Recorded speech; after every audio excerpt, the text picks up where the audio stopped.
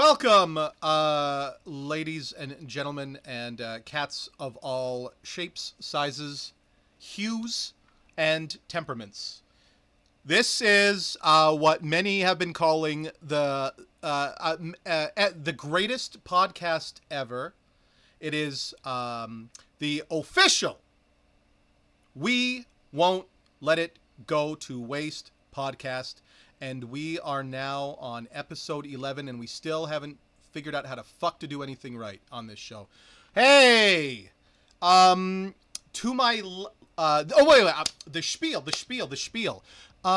This is the podcast for Cosmic Kitten fans, by Cosmic Kitten fans, with Cosmic Kitten fans, watched by Cosmic Kitten fans. And if you've behaved yourself, you ate your Brussels sprouts, you cleaned your dishes, Cosmic Kitten might even watch it as well.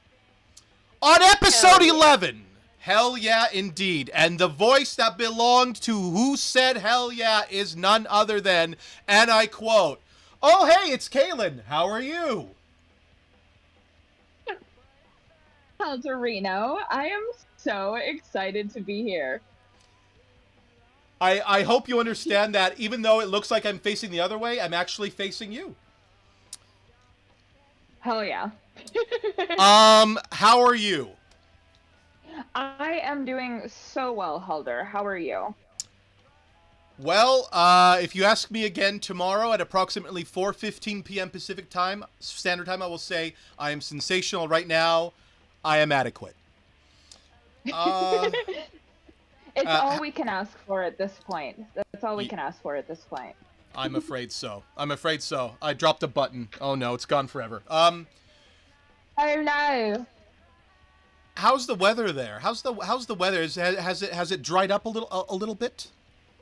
Yeah, it finally stopped raining. I don't think we've had rain for a couple of days now, which is great. Now it's just a little chilly. Which people in California, if it's below 60, it's frigid. Yeah. So, which we know you in the Great White North, you deal with much, much worse. But here in LA, I think it's like 57, and people are just like, it's absolutely freezing. Wow. Here it's, for the sake of our American viewers, well, for the sake of our international viewers, it is currently 5 degrees Celsius. For which will likely be the majority of viewers, Americans, it is 42 degrees Fahrenheit. Oh, nice. So it's not too bad right now. It is currently not too bad right now. We did have a bit of nastiness a few weeks back with negative 16 Celsius weather. Damn. That's, I think, 0 Fahrenheit? Somewhere around there, yeah. Let's see. This is really important to me, so I'm going to look it up. I'm real bad at math, so I could not tell you. It's negative 16 times 9 divided by 5 plus 32. So it was actually 3.2 degrees Fahrenheit. 3.2 degrees. Yeah, that was quite unusual even for here. That's Alberta in October weather, not British Columbia in January weather. Right. So, Kalyn, are we addressing you as Kalyn today? Yeah. Kalyn, KB, whatever floats your boat. Great. And, Kalyn, what are you doing? What am I doing currently? For work, projects, band stuff, etc. Okay. So lately, I am kind of gearing back up after the holidays and stuff. Like, I know it's already February, but just trying to ease back into it and everything. And right now, I am working on doing the first step of the year for my zine, Fear and Loazine. If you guys don't follow it, you totally should. I'm getting back into going and photographing shows. I didn't bring my big camera to the last Cosmic Kitten show, but I did bring my disposable camera, so I'm gonna have some film photos from that soon. Sick. Um, yeah, and um, I guess I'll talk about it on here. But I also had an interview the other day to be the house photographer for a troupe that does midnight showings of Rocky Horror. So excited about that. Thank you. Big announcement, And folks. my Sorry. friend Candace and I are working on a podcast called Candace and Kalyn's Untitled Rock Pod. So be on the lookout for that. But other than that, just my day job of being a product photographer at a wholesale jewelry place in downtown LA. So just lots of photos, writing, all that good stuff. We'll have all the links below to everything, Kalyn, that you must, if you've gotten to this point, are obligated to follow. The choice is no longer yours, ladies and gentlemen. Sorry. Exactly. No, I don't make the rules, but I absolutely enforce them. Say, Kalyn, have you ever worked with or alongside Cosmic Kitten on something? Yes, in fact I have. No, I love them so much, and they're one of the bands that I've done a lot of creative stuff with, and I've had the pleasure of doing a lot of visual artwork for them. My One of my photos is the cover of their most recent album, Laugh of a Lifetime. That was so much fun. Um, I believe, yeah, all of the single artwork from Laugh of a Lifetime too. So the singles that they put out, those are my photos on, I believe, everything but Songbird and one of the other singles. Three of the singles we shot in the same day as the Laugh of a Lifetime cover. Um, yeah, I believe one of my photos wound up, I believe, in the CD booklet for You've Gotta Understand, which was really, really cool. Um, and yeah, my first and only tour that I've done photography for was the Scratch and Sniff tour in 2019. Yep, yep. That was a lot of fun. I was on the West Coast run with them and got to shoot portraits and shoot the shows, which was a lot of fun. And yeah, I've been to a ton of their shows and shot a lot of photos for them. And I've done some photos for some merch drops, and which got my Cosmic Kitten shirt on today. Hell yeah. Um, but yeah, it's been Hell yeah. uh, Zach and Karen are that's one of the things I love about Cosmic Kitten the most is that they're always looking to be inspired, and they're always working on something, and they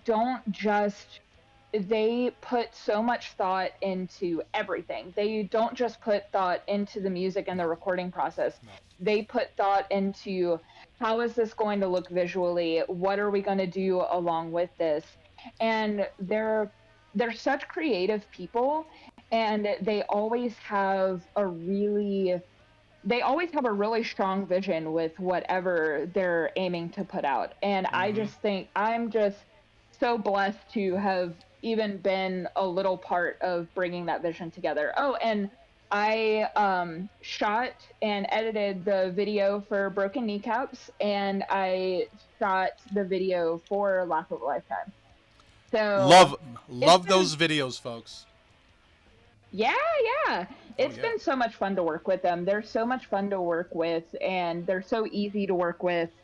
Like I said, they always have such a concise vision, and they always have these new ideas going through their heads, but Mm-hmm.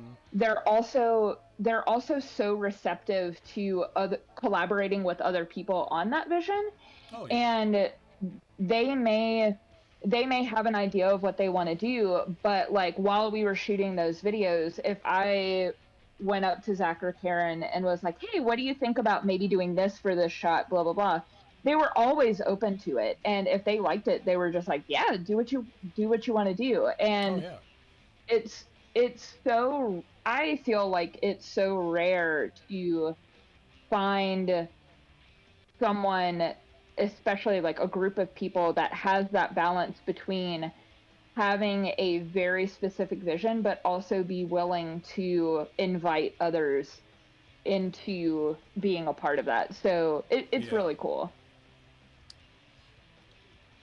I think like it's pretty great to have you on because we've been touching base with people who have had this sort of influence in Cosmic Kitten's trajectory, whether it's it with the music with Dylan, or the creation of the music with Yuli, or with the the music videos and the photography with you.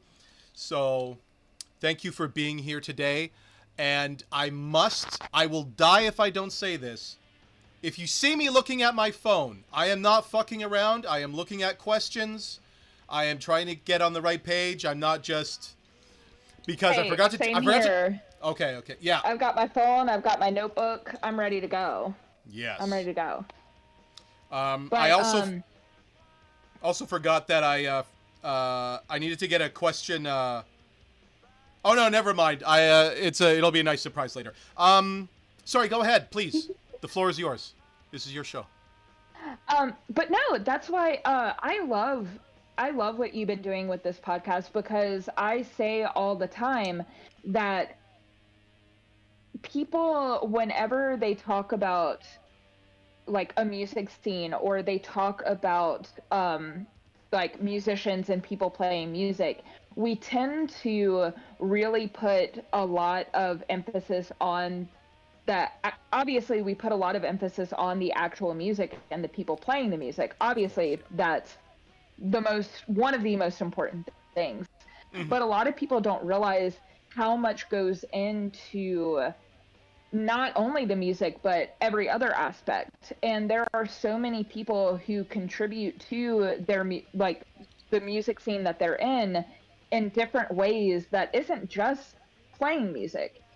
That's right. And I love talking about every aspect that goes into everything. So I love hearing from people who are producers, or who are bookers, or like me, photography, do photography and video and Mm-hmm. visual stuff. You know, I Yep. love hearing from everybody, because everybody has something to contribute. And a lot of people, I feel like they are hesitant to get involved with their local music scene because they don't play an instrument and they feel like that's the only way you can get involved. There are so many ways to get involved and be creative with your friends. So Yep. I Oh love yeah. it. I love it. It's important and it builds a great community, musical community. Like a substantial community at that. It's exactly. And like when everybody comes together and works with each other to have these visions come to life, everybody wins, everybody benefits, Yep. and Yep. we're all able to lift each other up. So Yep. I love that.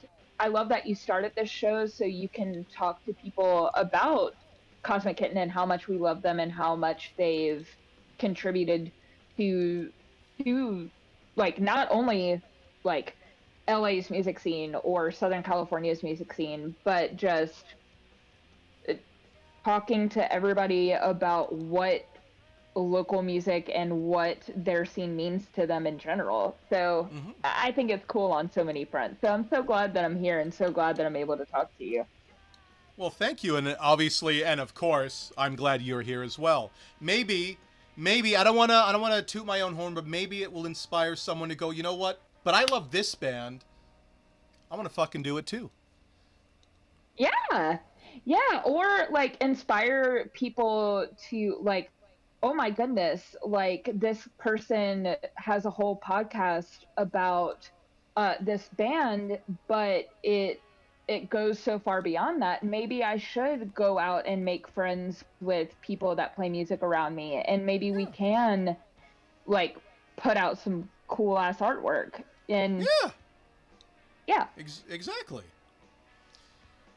If great good comes of it, then that's its own reward. Yes, indeed. Because it won't be money. So Kalyn, when did you first discover Cosmic Kitten? Okay, so the story is that whenever I decided that I wanted to move to Los Angeles right after the first time I visited here. I visited here in January of 2016, and then I was like, okay, I've got to do this. I've got to move over there. It's going to be great. Well, it took another year and a half for me to be able to move out here. Well, right before I moved, I was just like, okay, I'm going to start finding bands like on Instagram and stuff to I'm gonna make a list of bands that I want to go out and see when I move there so I can make friends, start shooting shows, start networking. Yep. So I started following photographers that I liked that worked out of LA and that were working more on a local level. And then a couple of photographers that I followed, Scott Free, OG Scott Free, and Michael Haight, they were posting pictures of like the Aqua dolls and the side eyes and Cosmic Kitten.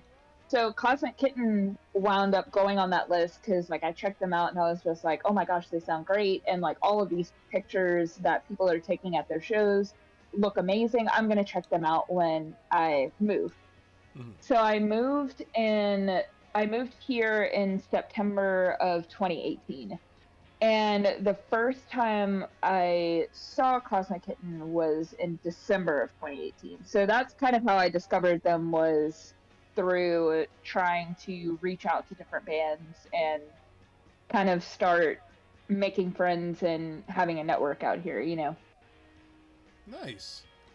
I think that means Yeah. that when I first met you, might have been only a few months after that.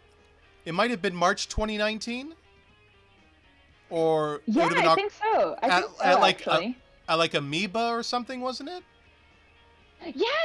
Okay, I That was thought when I so. was still living in K-Town. That was when I was still living in K-Town. Oh, We all met up at Amoeba and we met up at Amoeba and then you guys dropped me back off at my apartment.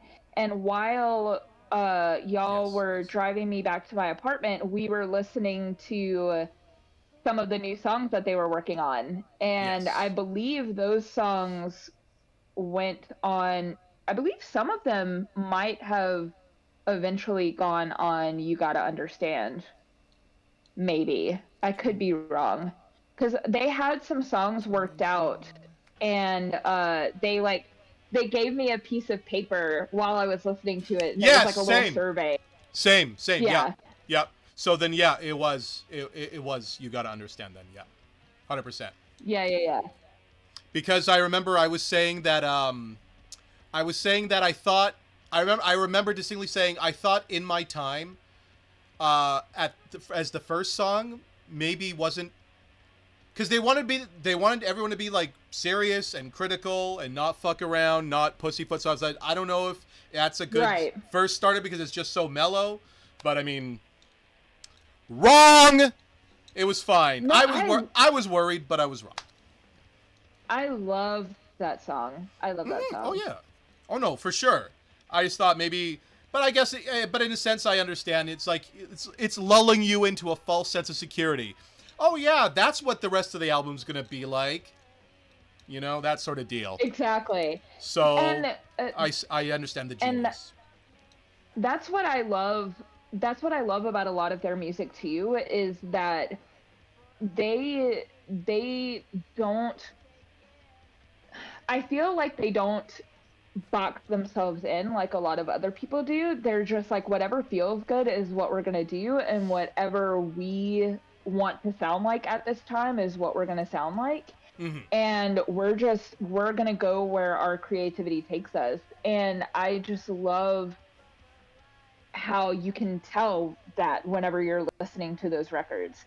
And like in my time, it really does lull you into that false sense of security because you have Karen's voice and a really mellow guitar, but then that chorus comes in with the distortion and the drums. It's so good. It's so Yep. good. Um, when did you first meet them? In so in person, when did you first meet Cosmic Kitten? Like you first discovered them there, but when did you first like actually get to meet them? Okay, so I first met them the first time I saw them play, which was in December of 2018. You just finished saying that. They You did indeed say no that. no no Something's wrong with this brain. Yeah, you're right. no I left out some of the details because I knew that was a question, like the first time I met them and the Okay. first time I saw them. But yeah, that was the first time I met them was in December, I think like mid-December of 2018. So I had only been here for a couple of months, and like I said, I was friends with Michael Haight at the time, and he Yeah. was booking shows. And I believe that show was a show that he booked. And it Sounds was about right. Cosmic Kitten, Grinning Ghosts, and I think maybe one other band. And they played at the old FTG um, before they moved locations. And it was Right. so cool. I had never been to the venue before, so I was really excited. And obviously, I had never seen Cosmic Kitten before. I think that one might have been the first time I saw Grinning Ghosts too. So it was a big night. It was a big Oh, night. yeah. Um, so I went to FTG, and I believe they played first, and I was really stoked to see them, and they just absolutely blew me away. Um, and Dylan was the bassist at the time, and he just had this crazy energy, and Zach's energy is always off the chain. And Karen, they're just so fucking good, Mm-hmm. and they just blew me away. And while I was taking photos, I was turning to Michael, and I was just like, they're amazing. And I was so glad that I had put them on the list of ones that I wanted to see and that I was there, and it was just such a great show. And then right after their set, I went over to the merch table and introduced myself, and the rest is history. And we've been friends ever since, and I've been a Cosmic Kitten fan ever since and going to shows ever since. And it all began there. And that actually does answer the next couple questions. So we're just gonna go straight to hey, Kalyn. Um, Yes. what what is what is your favorite show and or event that Cosmic Kitten has been at, performed at, whether it's something you personally attended or perhaps you saw a live stream of or whatever.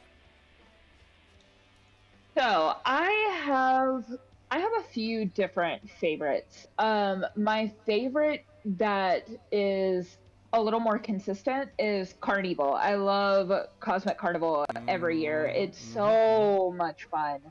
This year's was amazing. Last year's you were at, and it was Yup. phenomenal. They always get they always get the most fun bands to play with them that match their energy perfectly, and it's always for such a good cause Mm-hmm. that I know they're super passionate about.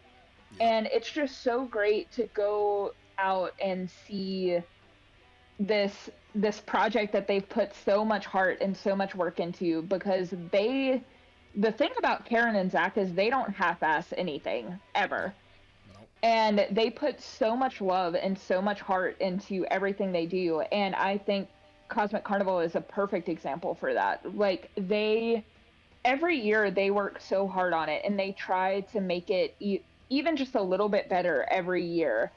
And because I lived with them when they started, I believe I was living with them when they started it.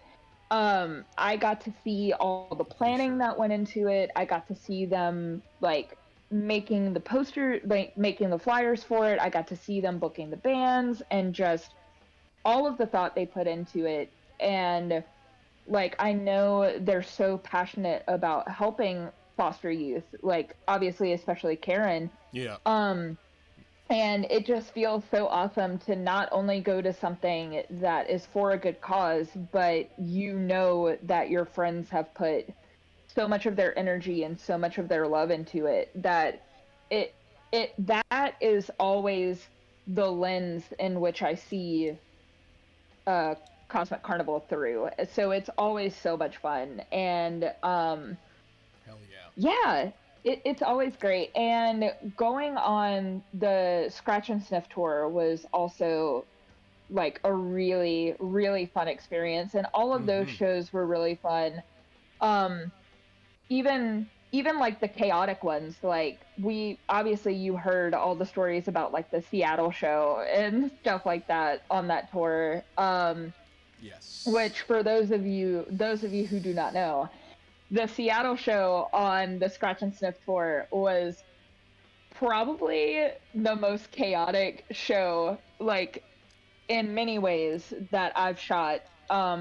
It worked out fine and the set was killer, but Yeah. like when I say chaotic, I'm talking a piece of plaster fell from the ceiling and almost landed directly on Zach.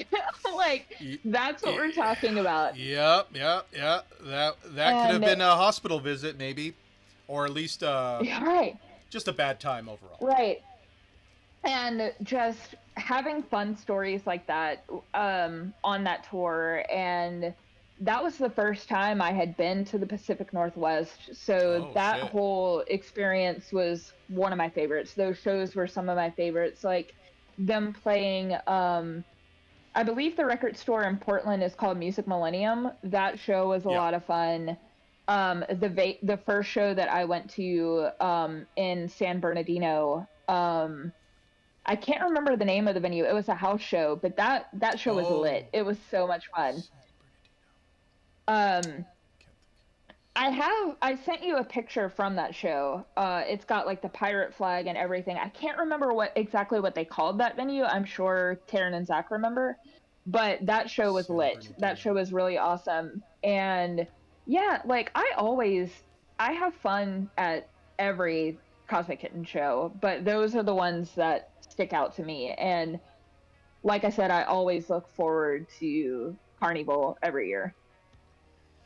I think the cool thing about them having performed at Music Millennium is that that's a record shop slash venue that I can say that I've been to because I've traveled there a couple times, and I really like Music Mhm. Millennium. So when I heard that they were performing there, I was like, oh, that's sick because of the whole elevated glass covered view. Very Yeah, unique. that I think yeah, like that's what I liked about it so much is that it was such a unique venue. And like it had that elevated, like they were above the whole shop, so it was fun to get pictures. It was fun to get those pictures like of them Mm-hmm. playing up in that balcony. And yeah, it was uh, like I said, that whole experience was fun because I got to see them play in different situations that I wouldn't have gotten to see otherwise. And like it's so cool to see them adapt to wherever they're playing and bring that Yep. energy to wherever they're playing. No matter if things are a little chaotic like that Seattle show or if everything is running perfectly like at one of these local shows, you know. Yeah. It's really cool to kind of get outside of your little bubble and see how everything works outside of that bubble. Mm-hmm. It's yeah. To- I just lost my train of thought instantly. Immediately Oh, mind wiped. Immediately mind wiped, Kalyn. Um, so I been guess what we're there. Been there. been there. I've been there too many times. Hey, Kalyn, what's your favorite Cosmic Kitten album? Okay, so this is a little bit of a hard one because I think that the two most recent albums are probably my favorite, but if I had to choose one favorite, I would probably say You Gotta Understand. And I think I would say You Gotta Understand because I got to see, like, that was one of the first times I got to see a record come into fruition from basically from beginning to end. And because I was living with them Yeah. whenever they were like I said, I think they started it while I was still living in Koreatown, but we moved here to Long Beach in January of 2020, so right before the pandemic. Right. And they were still working on it whenever we moved here. And because of the pandemic and because of lockdown, I got to see them work on everything else. I got to see Karen build the model that they took the photo of for the cover. Oh, I got sick. to see I got to see Zach editing those photos and like typing up the track list and like formatting everything and making sure everything looked right. And I Yeah. got to see them. It was also kind of sad though because I also got to see them have all of these plans for what they wanted to do when it first got released, and because of the pandemic they weren't Yeah. able to. And No. that was so sad because because I had gotten to see it basically from start to finish and I knew how much it meant to them, and it broke my heart for like it to be released and them not to be able to do a whole lot. Yeah. And the day that it was released, I woke up earlier than them and walked over to the corner store and I bought them a thing of White Claws and a card and some balloons, and I set it up on the couch and had like our own little thing in the house to celebrate the album being released because I was like, I I can't let this I can't let them release something that they've put so much work into and so much love into and not have some hype. You know, like it's too cool and too important for them not to have somebody, at least someone, acknowledge that. So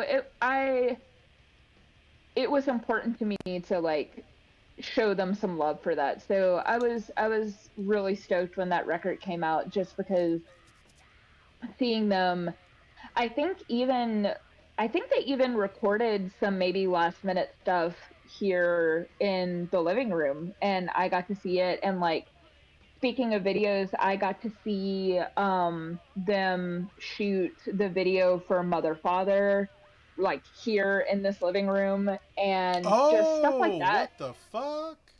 It was Yeah, recorded in the yeah, living yeah. They room? Yeah, babe. Like right, it's messy right now, but right over Yeah, yeah, yeah. there. Yeah, they put a giant if I'm remembering correctly, and like I said, Karen and Zach can correct the record here.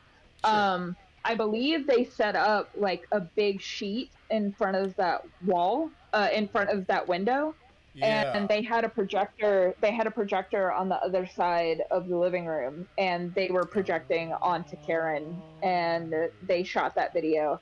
And I would like walk into the kitchen and I was seeing them shoot it and stuff. So just stuff like that. I think I just, not only is that record fantastic, like all of, like musically it's absolutely amazing, Oh, but yeah. I have that sentimental attachment to it, like getting to see all of that come into existence. So I love You Gotta Understand. Like I have a soft spot in my heart for it. And kind of the same with Laugh of a Lifetime too. I got to see before they moved out, Mm-hmm.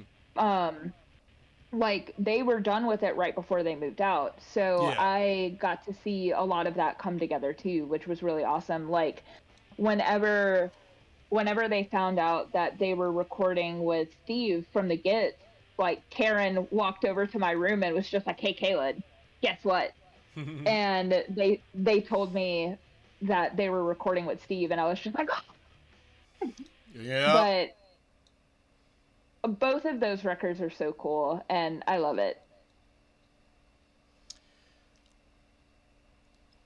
You're right, even though there's no wrong answers in the show, but you're still 100% right.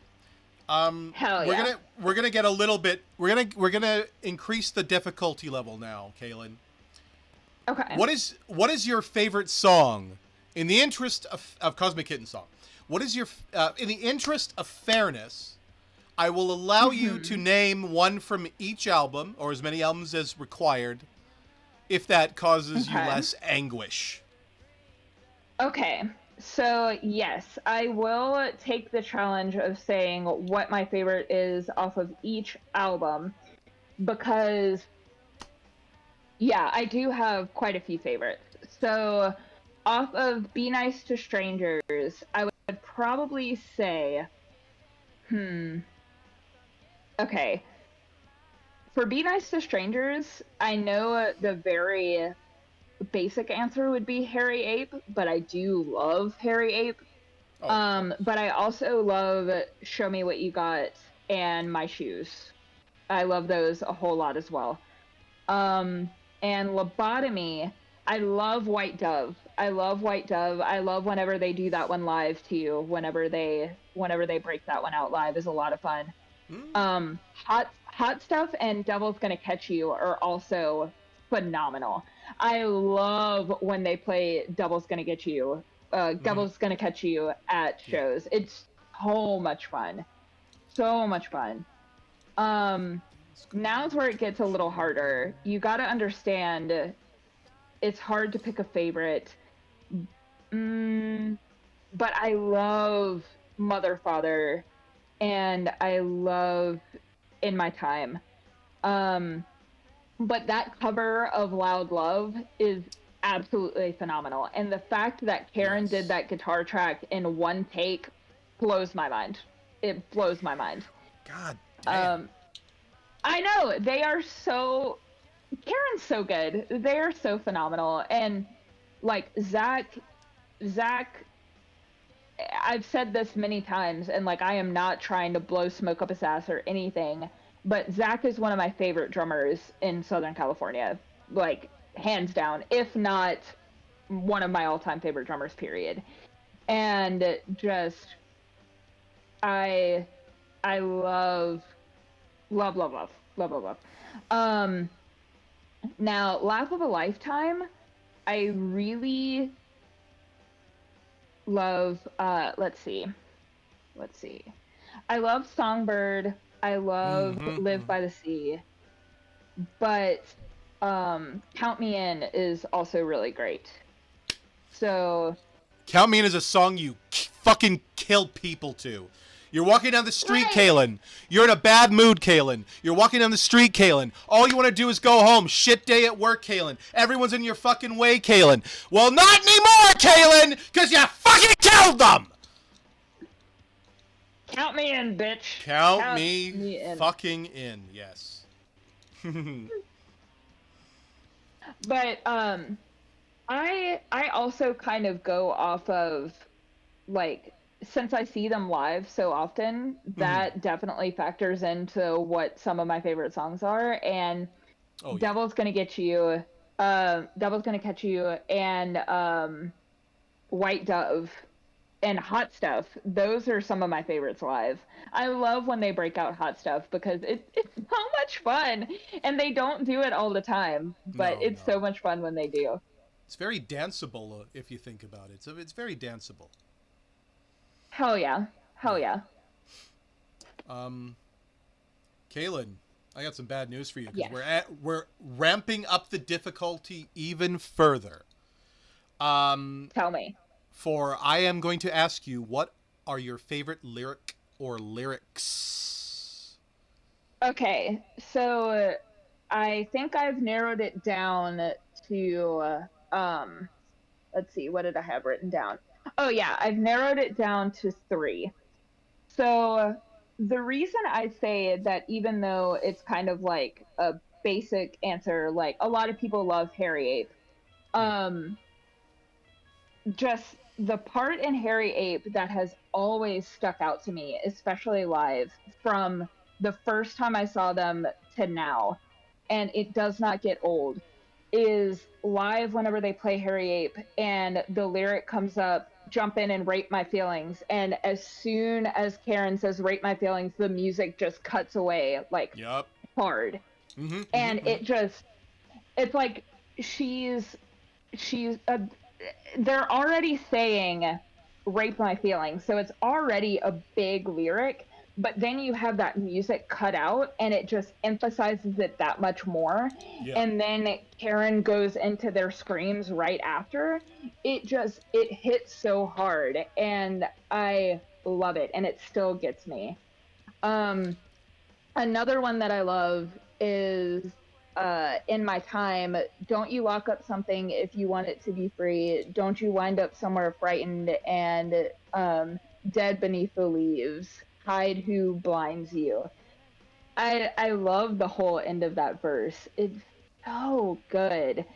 And um in Mother Father, just the very opening, love is only conditional when I'm institutional. Like oh my god, I know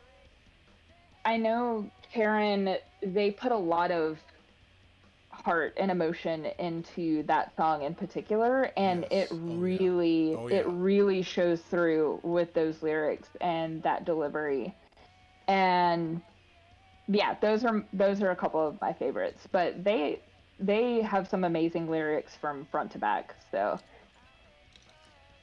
Very cerebral. I think to this day I still have not been able to decipher a single song. Because I'll say, "Hey, is this song about this?" And I'll be like, "No, not even close." And I'll be like, "Well, I got nothing." So, but that's I think that's that's attributed to their 'cause I think they've said themselves they don't fuck around with lyrics. They don't want to just say shit to say shit.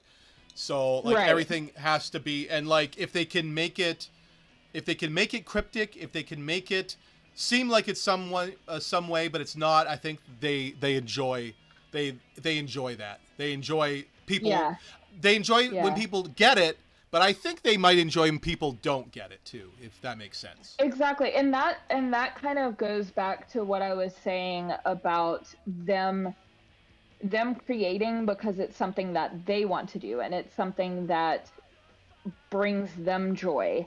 And yeah, obviously they want other people to like it and they want other people to understand it, but their main objective is they have something in their head that they want to get out. And it's like, if you like it, you like it. If you don't, you don't. If you understand it, you understand it. If you don't, you don't.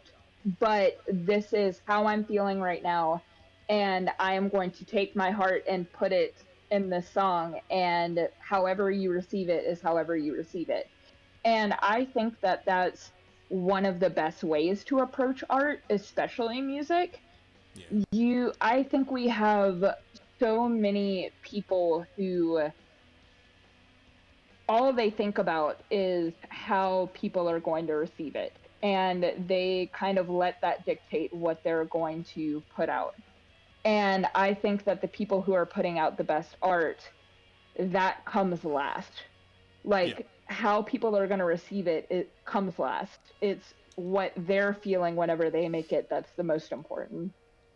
Um, I actually hold on. Let me see if I can pull it up. There was actually a Yeah. quote I saw from Tracy Chapman, because she just did that performance at the Grammys Yep. of Fast Car, and that kind of had a resurgence of people loving Tracy Chapman. But this quote, it says, "I can't think of anything worse than to try to live up to someone else's expectations of what you should be. You don't make art by consensus." And I think that that perfectly describes what I'm talking about, you know? Yes. It's like it's like obviously you want people to enjoy it and you want to feel Oh yeah. understood, Oh yeah, but for sure. ultimately it's what you need to do and what you need to get out. And that really comes across in their work for sure. Yeah, no, you're right, and I think you hit the nail right on the head there. I'm almost I can confidently say that this is a fact, and that yes, of course, they like you said, but it is the last thing. Everything is like we're doing it this way, we're gonna do it perfectly, we're gonna do it the way we like it, And then, when it's all said and done, hope everyone else does too. But Right. us first. Right. Which I feel like you have, like, some people may say that that's selfish, but I think that's like a mentality that you kind of gotta have. Yeah, I don't think that's selfish at all. At I least, agree. Some people would say, but I don't think so. yeah. But yeah. Well, because it's like, well, because you have to, because it's if it's for the fans, then you have to. Well, it's like, yeah, but they are. If they put their heart and soul into it, and they're happy with it, then the rest should follow. Exactly. Yeah. Exactly. Like, if you put that intention into it and you put that thoughtfulness into it, it's going to come across and people are going to connect with it. Yeah. But if you're just if you're too focused on making something with somebody else in mind, that's going to come across, and it's going to come across as superficial. Yep. Oh And yeah. people are smart. Yep. They can tell. Mm-hmm. And that's what I love about their work, is that it comes across as we put everything that we had into this, no matter what it is. Yep. And that's what people connect with. Yeah. So my brain shut down again, Kalyn. I think I've been desperately trying to make two Cosmic Kitten puns. One was when you. I think my brain is rebooting now. Yeah. So you know when you said you got the balloons and you got the White Claws and all that stuff because you didn't want it. That all that they did just go away. I was gonna say, Kalyn, you didn't want their hard work to go to waste. I won't let it go to waste. I won't let it go to waste. We won't let it go to waste. That's where we're at right now. That And that record was in fact not ugly. nope, not It's not ugly. ugly. It's not ugly. It's not. It's not. And the other thing was about the lyrics is that sometimes you don't gotta understand. Yeah, sometimes you don't. Sometimes you don't gotta understand. My brain is Sometimes back up. Sorry, go ahead. sometimes you want people to understand, but they ain't gotta understand. No. The only thing they gotta understand is the album. You gotta understand. Yeah. So, I know we touched on this a little bit earlier, but would you like to go a little bit further in depth on your thoughts on their Cosmic Kitten's latest album, For Laugh of a Lifetime? Yeah, I adore Laugh of a Lifetime. I think that it's a really great follow up to You Gotta Understand. Like, the vibe definitely, like, it, it's a really great transition, and it's like they did. I don't know, like, I just love it. Like, I connected to it just as much as I did with You Gotta Understand. And show the release show, or the show that I saw them at, like, right after the record came out and right after they were done on tour in the UK and stuff. Um, Probably a couple weeks after You Gotta Understand came out, or it might have been right around when it came out. I can't remember the exact date it came out or whatever. Right. But anyway, that show was absolutely amazing. And getting to, like, listen to it all the way through and then see it live that closely after, it it really, I don't know, like I said, seeing, I judge what my favorite songs are by them, like how I feel about it when I'm listening to it and how I feel about it when I see it live. And, like, Live by the Sea, I really loved that song whenever I first listened to it. And then I saw it live and I was just like, this is killer. Like, this is so good. And just getting to work with them on those videos, um, getting to work with them on the Laugh of a Lifetime video and work with them on the artwork. I kind of saw the vision before everything came out, and I was like, this is going in a really cool direction. And just kind of, it's almost like they're entering their Alice in Chains era. Like it's still got that fun, like that fun energy that Cosmic Kitten is really known for, especially in their live shows, but it feels like it has that darkness, and it's like they're exploring that darkness while still having that optimism. Yeah. And I feel like that started really in You Gotta Understand. Like, even with the title, like you could tell that they were thinking about, oh, like the stuff that they've gone through in their lives and how that's affected them, and how are we going to put that into, like like I was talking about with Mother Father. Yeah. Karen was exploring their relationship with their sister and their relationship with their sister's husband and stuff like that, and how that affected them growing up.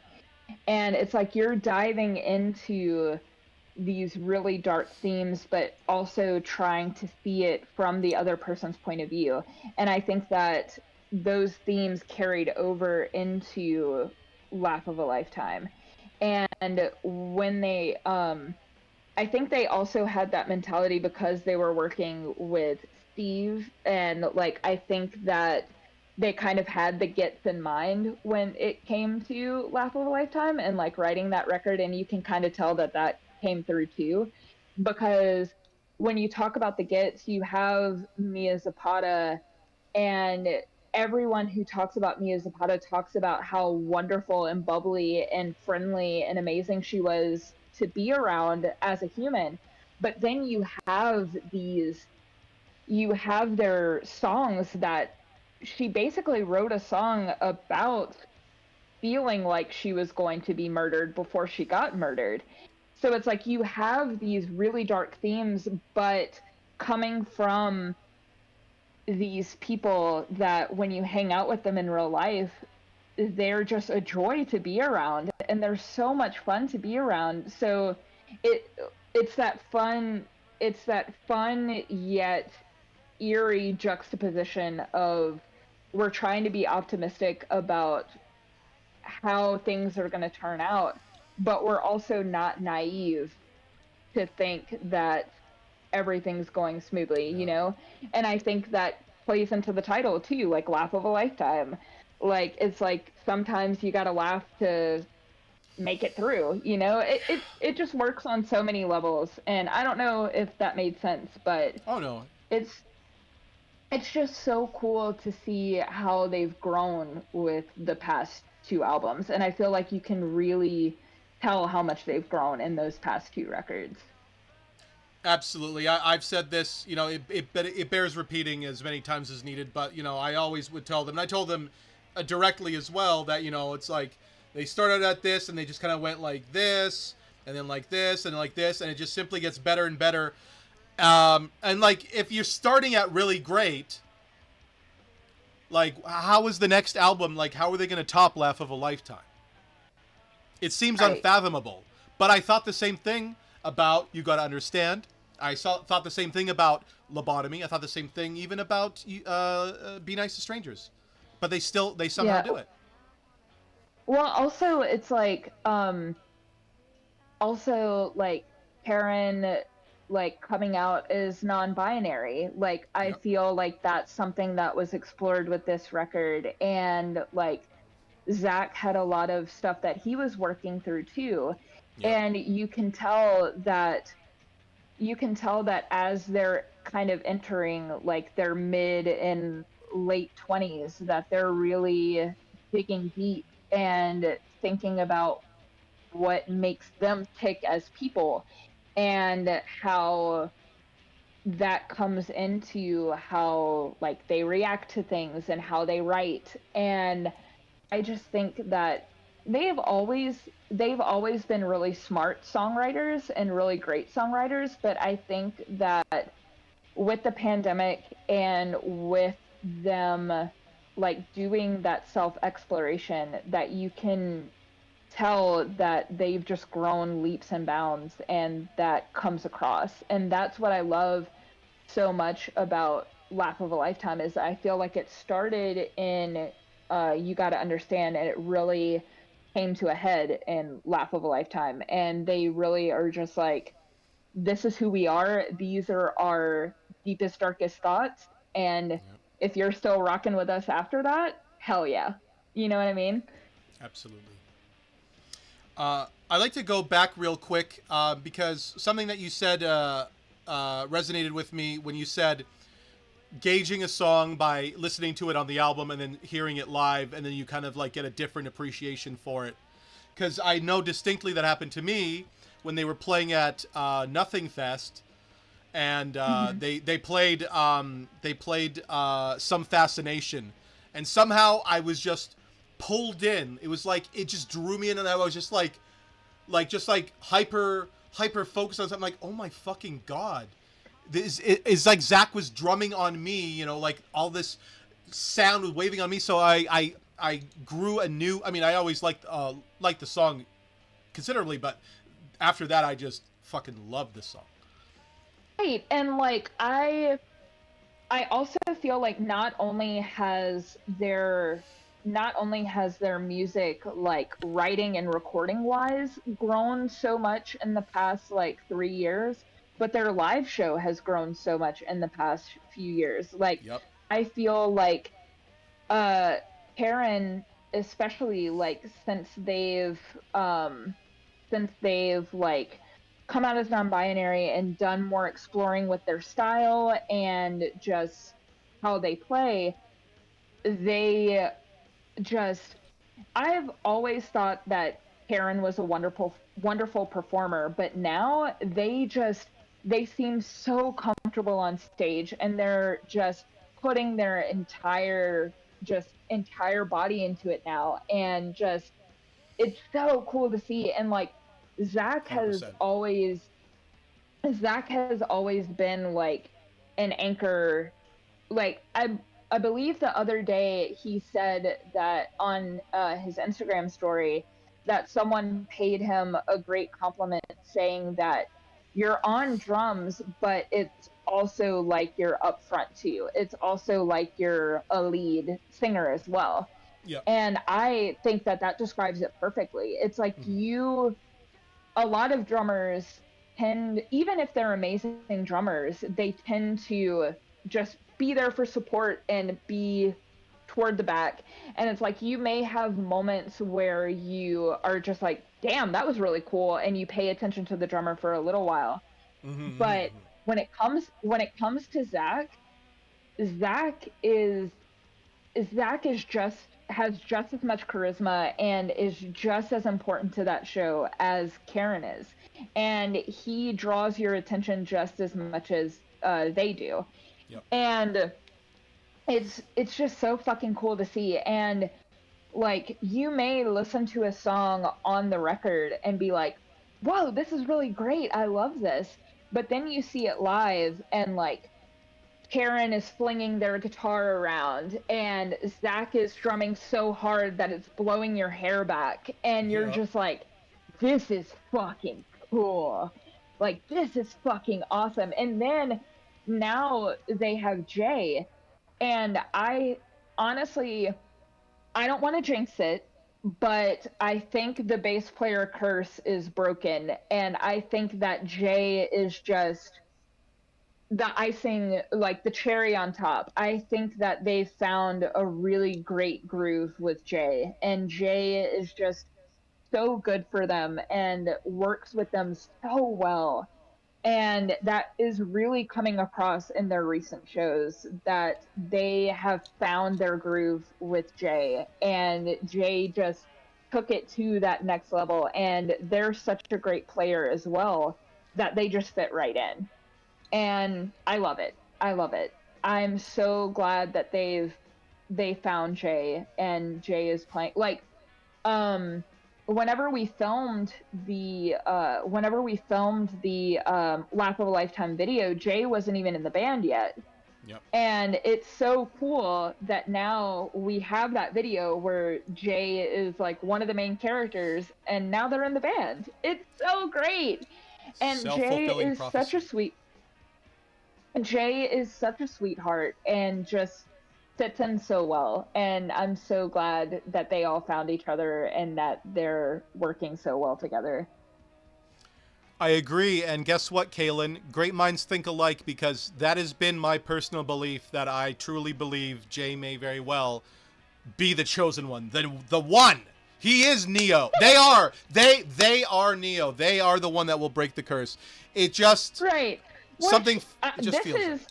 This is all love and respect to every bass player they've worked with. Oh, oh, for sure. I've gotten to see a few of them come through, and all of them bring something really great to the table. But as I don't think that I've had that feeling that I did when I first saw them with Jay, and I was just like, oh yeah, yeah, that's it, that works, Yep. that's perfect. And I think that that's where they're at with Jay, and I really love it, and I love to see. I'm excited to see where that goes. So Me too. If I may expand on what you were saying about growing as live performers, you're saying, well, Zach naturally has just always been that way because he's been doing it since he was a single digit age, right? So that right. just came natural.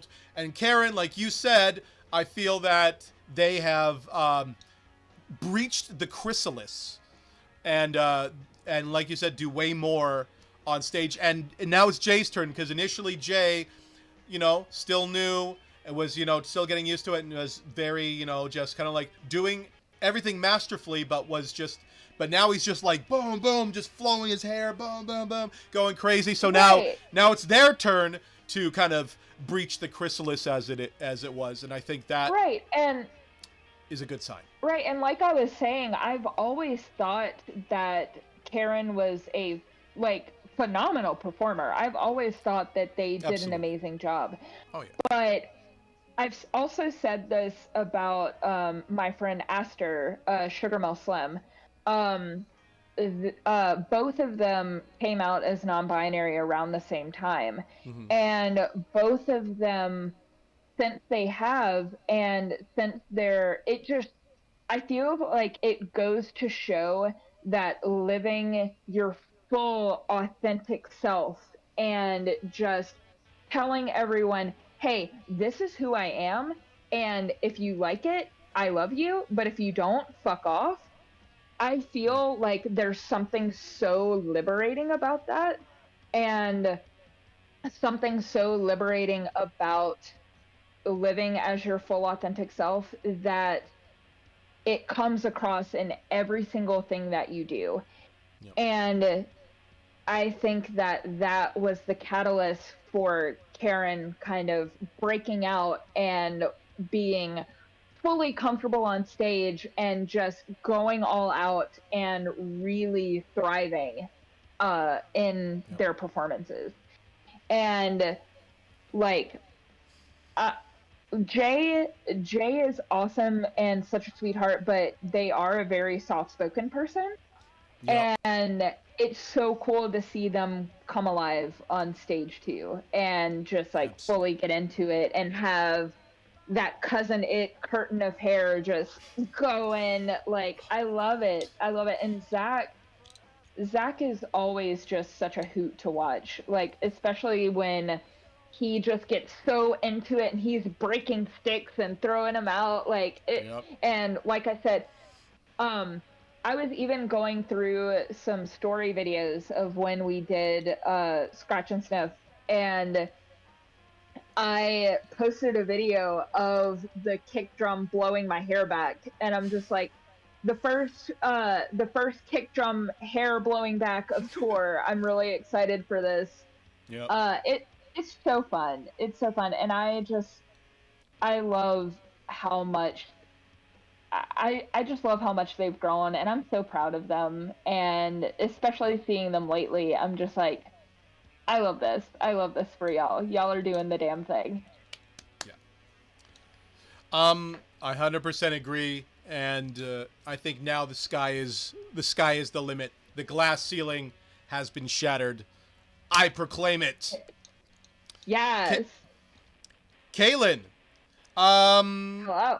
what are your thoughts on the slightly recently released music video for Fog Brain?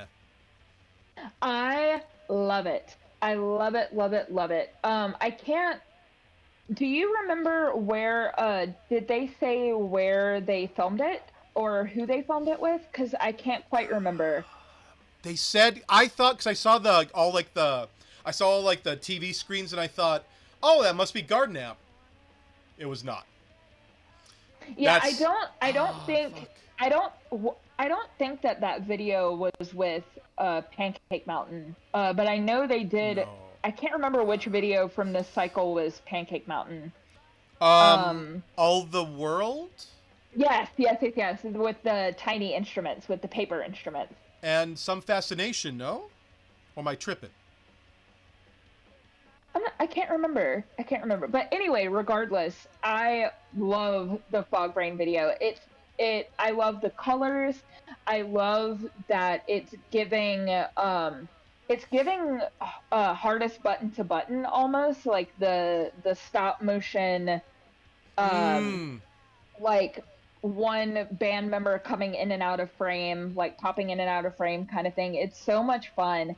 And so Karen Karen posted in their Instagram story the other day, and they were just like talking about their dresses and stuff. And they were just like, how would you describe my style?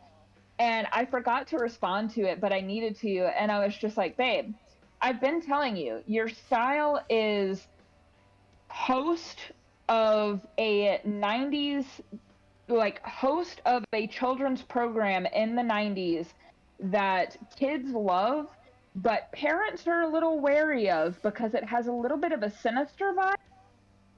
And like I feel like that's their style, and I feel like that comes across in the video, like with her with them wearing that the Barney dress Yep. in front of the TVs and stuff. Yep. Like I love it. I love it. Uh, They're just so creative, and their videos are always so much fun. And like I've gotten to see that process up close working with them for those two videos. Like with the broken kneecaps video, they had the concept down, and like they knew what they wanted as in terms as like what they wanted it to look like, mm, and the vibe. But with the Laugh of a Lifetime video, Zach basically had everything like a shot list and almost kind of storyboarded out. So all I had to do was go in, get the shots that he wanted, and maybe suggest a couple. And they had it pretty streamlined. Like we mm. filmed that video. It kind of had to be because we only had a couple hours at the house we were filming it at. So it Yeah, yeah. had to be streamlined like that. But it's so cool, like I was saying earlier, it's so cool seeing their creative process and being able to be a part of it, because they have their methods, and it's like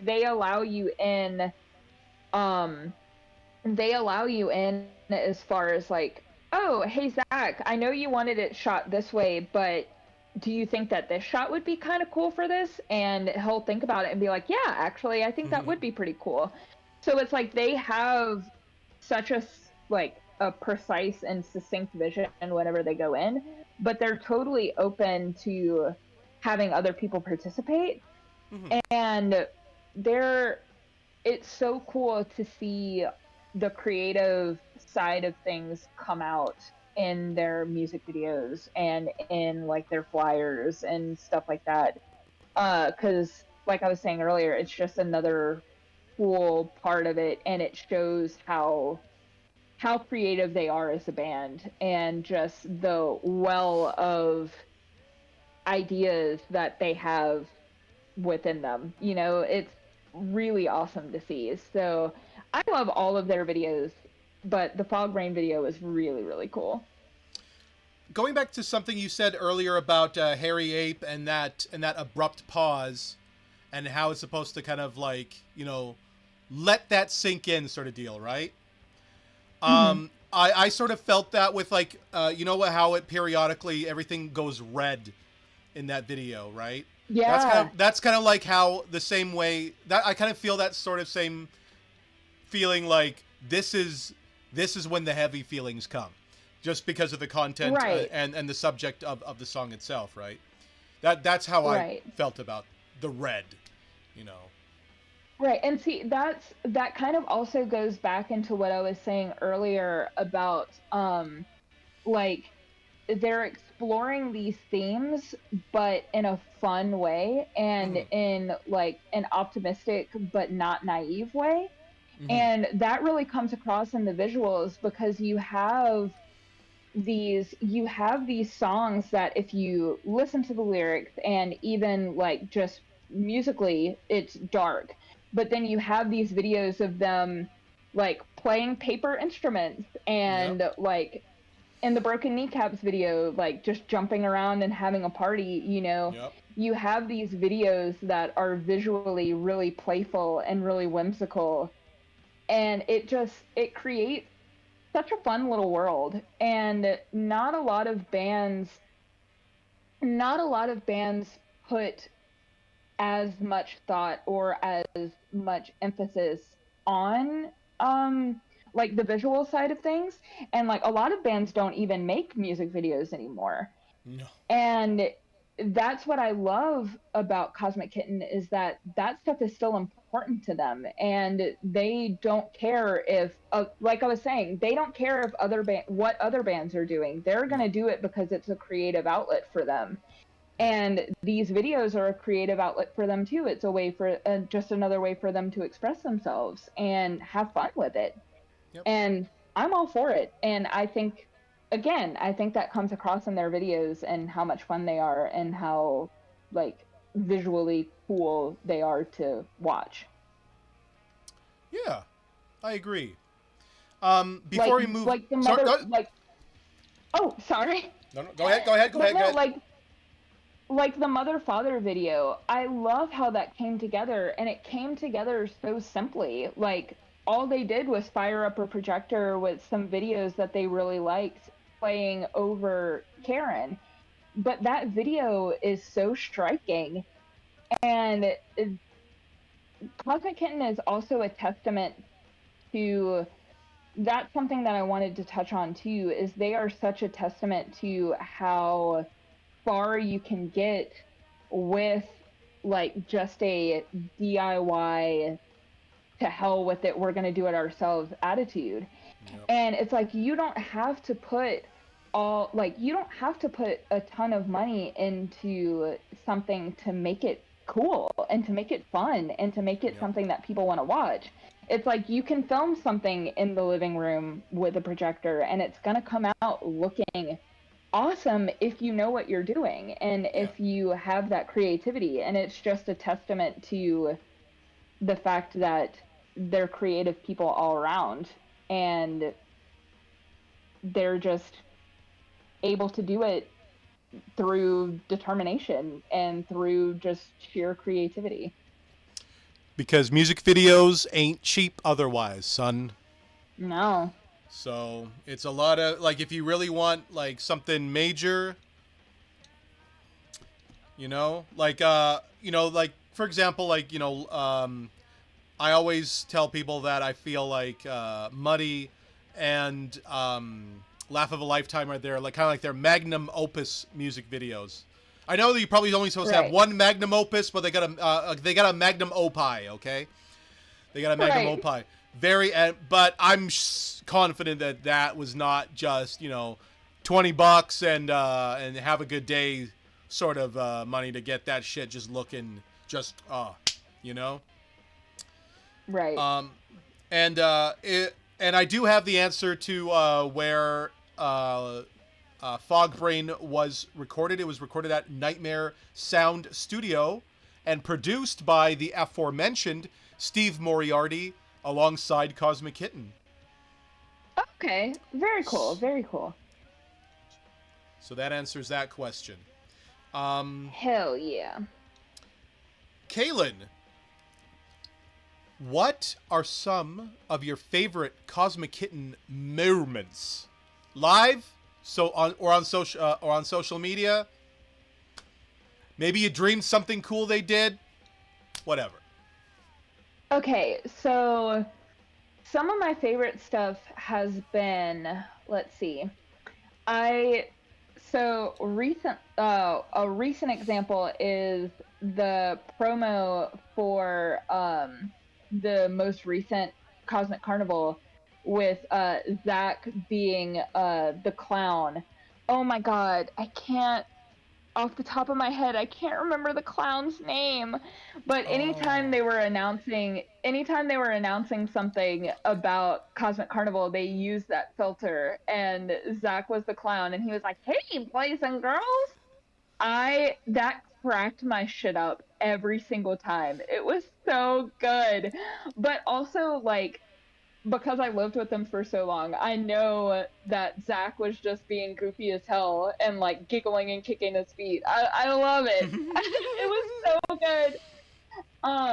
But also, like I was talking about earlier, that Seattle show, like as chaotic as it was also so funny and so much like it in the moment it wasn't, but now it's one of those stories that you can look back on and be like, God wasn't that damn. crazy? Wasn't that ridiculous? Like, Yeah. so that was a crazy moment, like us getting to the venue and Karen and I doing our makeup and then walking around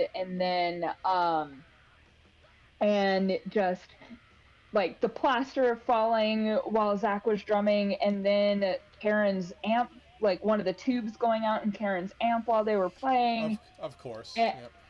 it was just crazy. And then, like, the venue, I can't remember exactly what happened, but something was going on with the money with the venue, and we were just Yeah, like, this is yeah. bull crap. So we Yeah. like got in the van and drove away like we were in that scene in Almost Famous where it's like you want to buy a gate, and just it's so cool. And like on that tour we also got to go to that little memorial for Kurt Cobain, like the little bench in the park, which Yep. was freaking awesome. And we also, whenever we were in San Francisco, we went to Golden Gate Park and got to hang out for a little while.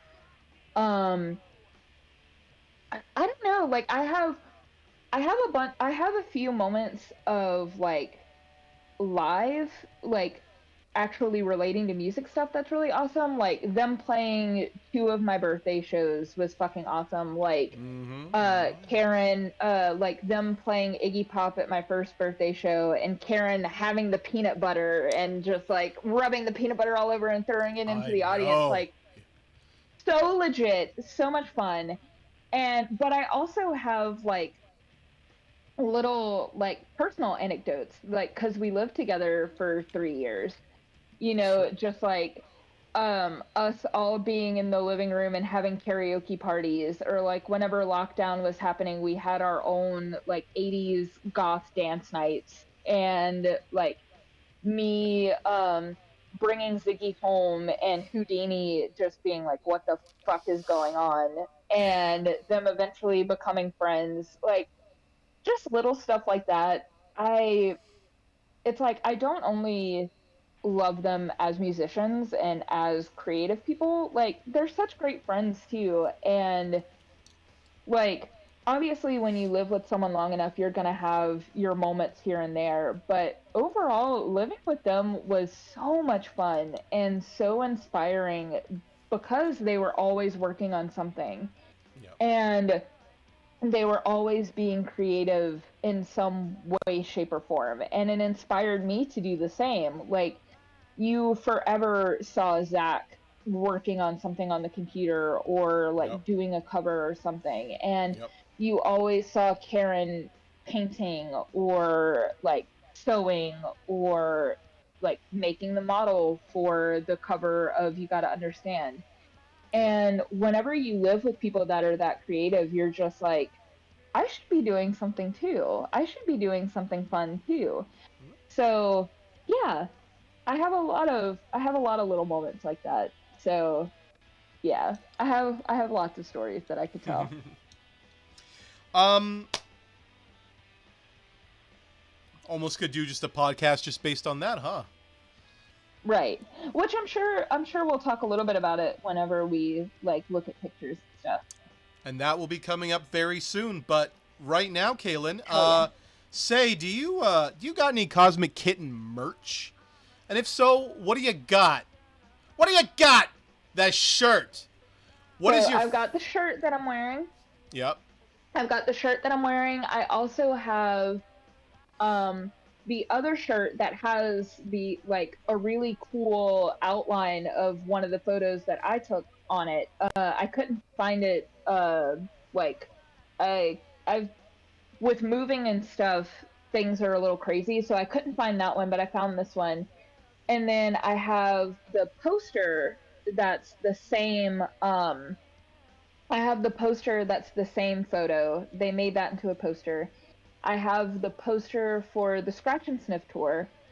I should have brought those in here. I also have a set list from one of the carnivals, and I have You Gotta Understand on vinyl. I think I have Laugh of a Lifetime. If I don't, I need to get that at the next show, but I'm pretty sure I have it too. So yeah, I have a few little trinkets and stuff from over the years. I also have like some buttons, and I have a couple of Zach's broken drumsticks. So yeah, You're part of the Zach's Broken Drumstick Club. exactly, there's a few of exactly. us. There's a few of us and a few that have been Listen, past guests as well. listen. I say this all the time.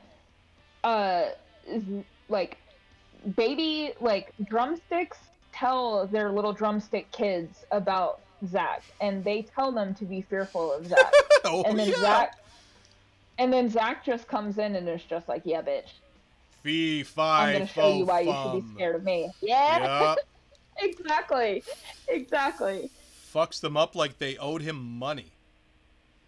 Really and Oh. truly, like I think that's a part of what makes it so cool too. Is Zach just like goes in and he hits so hard, Yep. and he just and it's like I want to say like he doesn't give a fuck. He does give a fuck. Like he Oh wants yeah. to treat his equipment well, but he just gets so into it that he doesn't even realize. And all of a sudden, one of his sticks is flying in the air, Yep. and that's when you know you're putting everything into it and you're laying everything on the table in that performance. And I love it. I think it's so Oh yeah. cool. Do you remember the first thing you ever picked up of theirs? Um, I think probably a button. I think probably the button that I have in my room. I might have gotten a shirt at that first show. I can't exactly remember. I think I might have three shirts. But I think I might have picked up a shirt at that show. But I just kind of whenever I'm like, hey, I should get some new Cosmic Kitten merch. Hey Ziggy. Ziggy! I kind of pick it up. Hey, Zig. Hi. Welcome to the show, Ziggy. Last Ziggy. episode, Oh, Ziggy Joanne Ziggy! Elizabeth Stardust.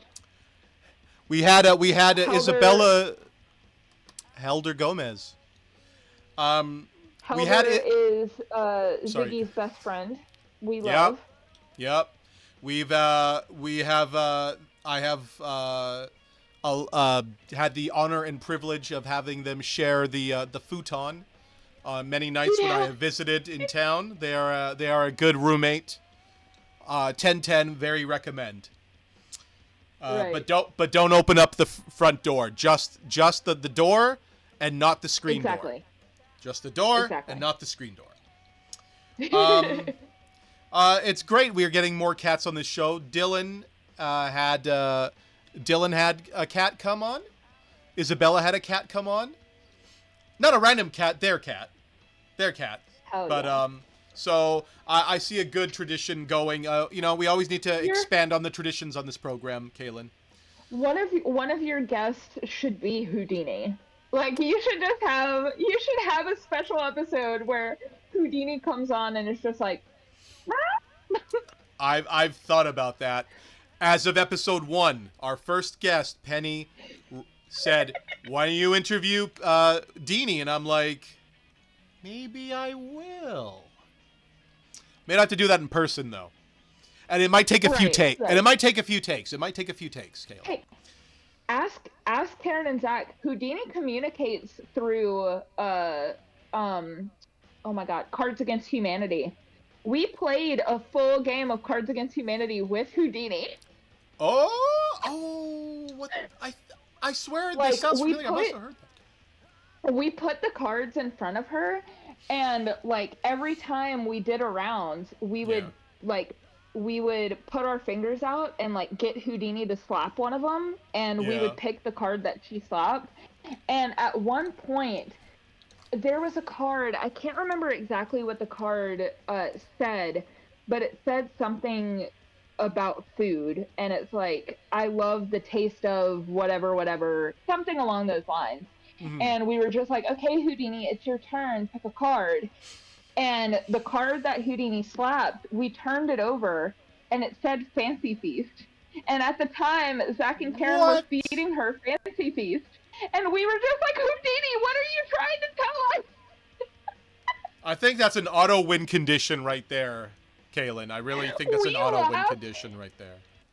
We laughed for a good 20 minutes straight. I would have been just stunned. I would have just been taken aback. Wow. A pinch hitter. A pinch hitter. That is a player in this. That is a character in this story we have not talked enough about in this podcast. Is Houdini. You're right. Houdini is a character within herself. Houdini Marie Cappuccini. We love Houdini. And I swear to you, Houdini is the most, and I've told Zach and Karen this, Houdini is the most human-like cat I have ever met in my entire life. I do think that Houdini is holding the soul of a human in that little body, because her face is the most expressive face I have ever seen on a cat in my entire life. Yep. And like, you can have a whole conversation with Deanie just by looking at her. You could be like, "Hey Deanie, what's up?" Yep. And yep. Like, you can just carry on a full conversation with her. And like, she has her routine. She knows what she's doing. She rules the house. And yep. Like, Houdini, like, she was kind of the older sister to Ziggy and Goblin whenever they still lived here. Like, if Ziggy and Goblin would get in trouble, Houdini would just like run over to you and be like, "Hey, listen, the other two are on some fuck shit. You might wanna go check that out." Yeah.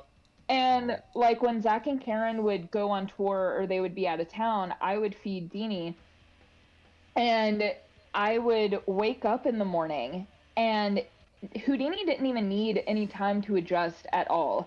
I would wake up in the morning and she wouldn't come into my room because she was kind of like hesitant to come into my room unless she was like really curious.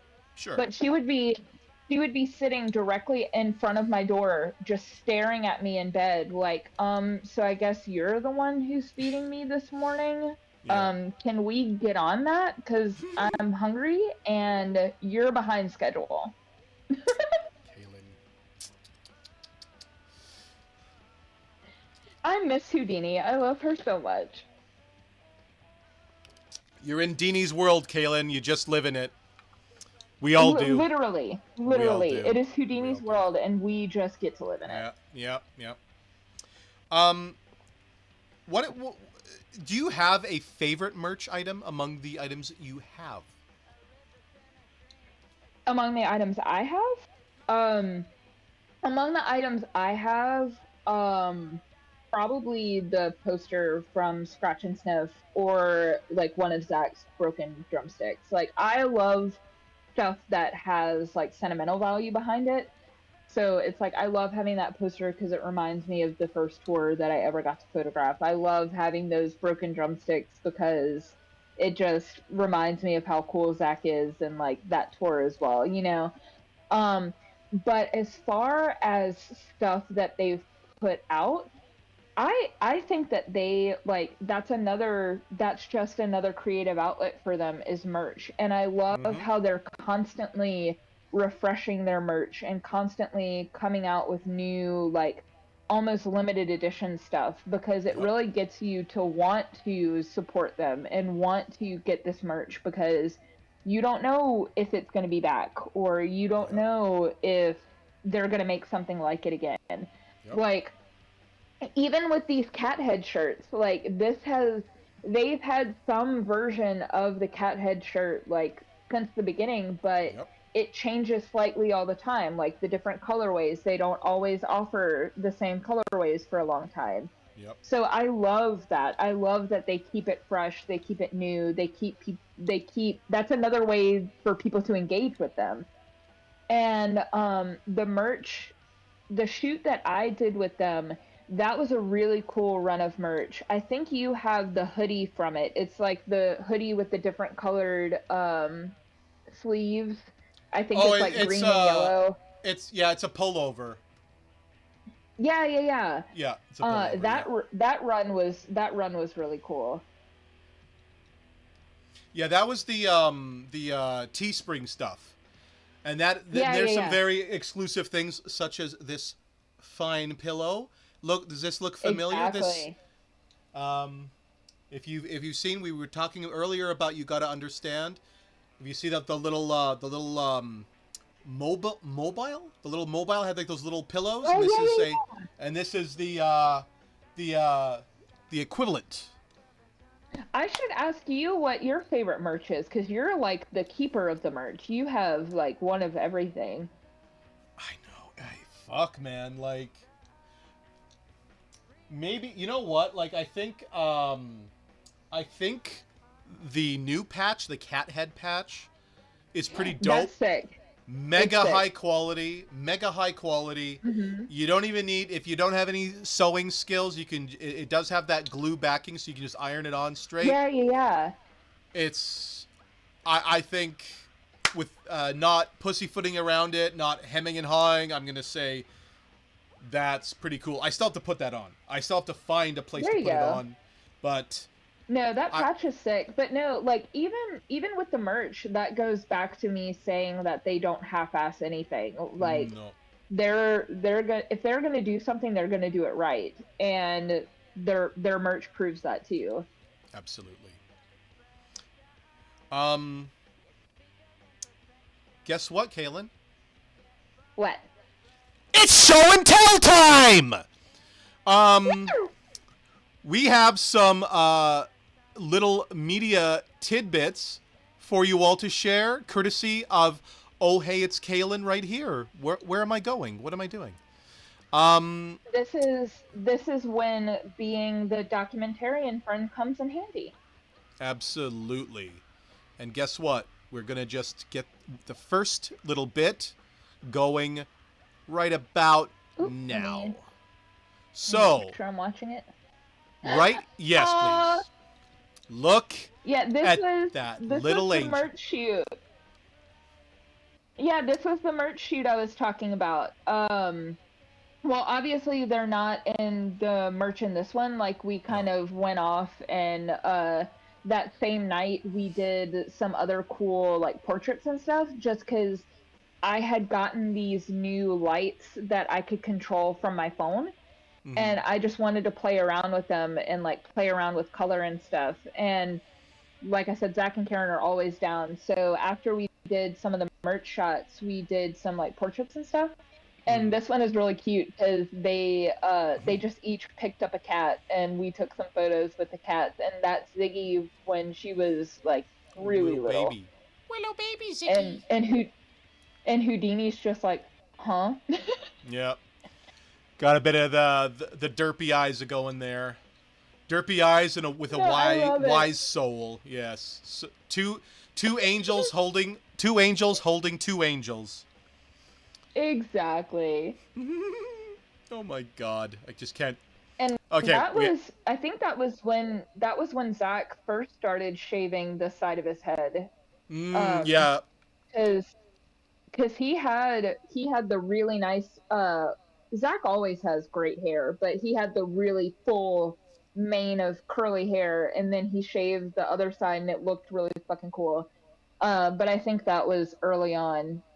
Yeah, started to dye it as well. Yeah, about that time you can kind of see Yeah, why. Why? his hair's pink now and I love it. Mm-hmm. Hey, Kalyn, why don't you tell us about this picture? There's a mountainous view. It's a candid shot. Yeah, so I think this was on the Scratch and Sniff tour, but I think we might have been at a rest stop on the way from Vegas to Seattle at this point, because Mm. that was like a 14-hour drive. We drove Oof. for like a day and a half. Mm-hmm. So yeah, this I believe this was at a rest stop somewhere in the desert, going God damn. between Vegas and Seattle, if I'm not mistaken. Because on Mm. this tour, I wanted to do some more portraits and stuff, so I tried to whip out my camera and take some like candid photos during downtime. Which I love this picture, like Mm-hmm. us just hanging out, you know. Just chilling. Uh, I tried to send another one of Zach and Karen in Golden Gate Park, but it wouldn't send. But Ah. yeah, I love getting little shots like this. Mm-hmm. But the most important question is, Kalyn, is what the fuck is this green thing over here in this back of this pickup truck? Sure, it looks like maybe like a plastic bag hanging out of it. Oh It looks yes, like I it has see. a bunch, or maybe something in the back is wrapped up, and that's like some of the Hmm. wrapping coming off of it. Not sure. Yes, yes, you're right. That's exactly it. And you can see, but going back to an actual important point is, Zach's hair here. Yeah, definitely looks like is the classic Zach hairstyle that we were talking Yeah, about. that was his ponytail era for sure. Like And this, whenever he wasn't on stage, he had it back in like a loose ponytail. mm-hmm. And this appears to be Karen's Moulet stage. The Yeah, Moulet. yeah. We didn't talk about this, but especially the current lineup with Mm-hmm. Jay, Yeah. Cosmic Kitten is a band with great hair. All of them Yes. have great hair. Absolutely. But I will say, however, that trying to get a picture of Jay is a son of a bitch. I don't know about you, but for I me, I am a novice. So, but fuck, man. But it's just like No, I love it. you have to just pray to God, Jay, please, please, please, just flip your hair back. Flip your hair back. Go do this. Yes. Missed it. Fuck. Lost my moment forever. Lost my goddamn moment forever. Look at this. This is the era. Why don't you talk about it? Because it's your fucking picture. What am I doing? Go. Why don't you tell us about this picture? Okay, so this was in Vegas on the Scratch and Sniff tour. As you can see, Cody is their bassist for Mm-hmm. this tour. Yep. Um, uh, and I walked into this bathroom, and uh, I just thought it was so cool. So I was like, we have to get a picture in here. And Mm-hmm. so I just got everybody to go into the bathroom and take pictures in front of this really cool wall.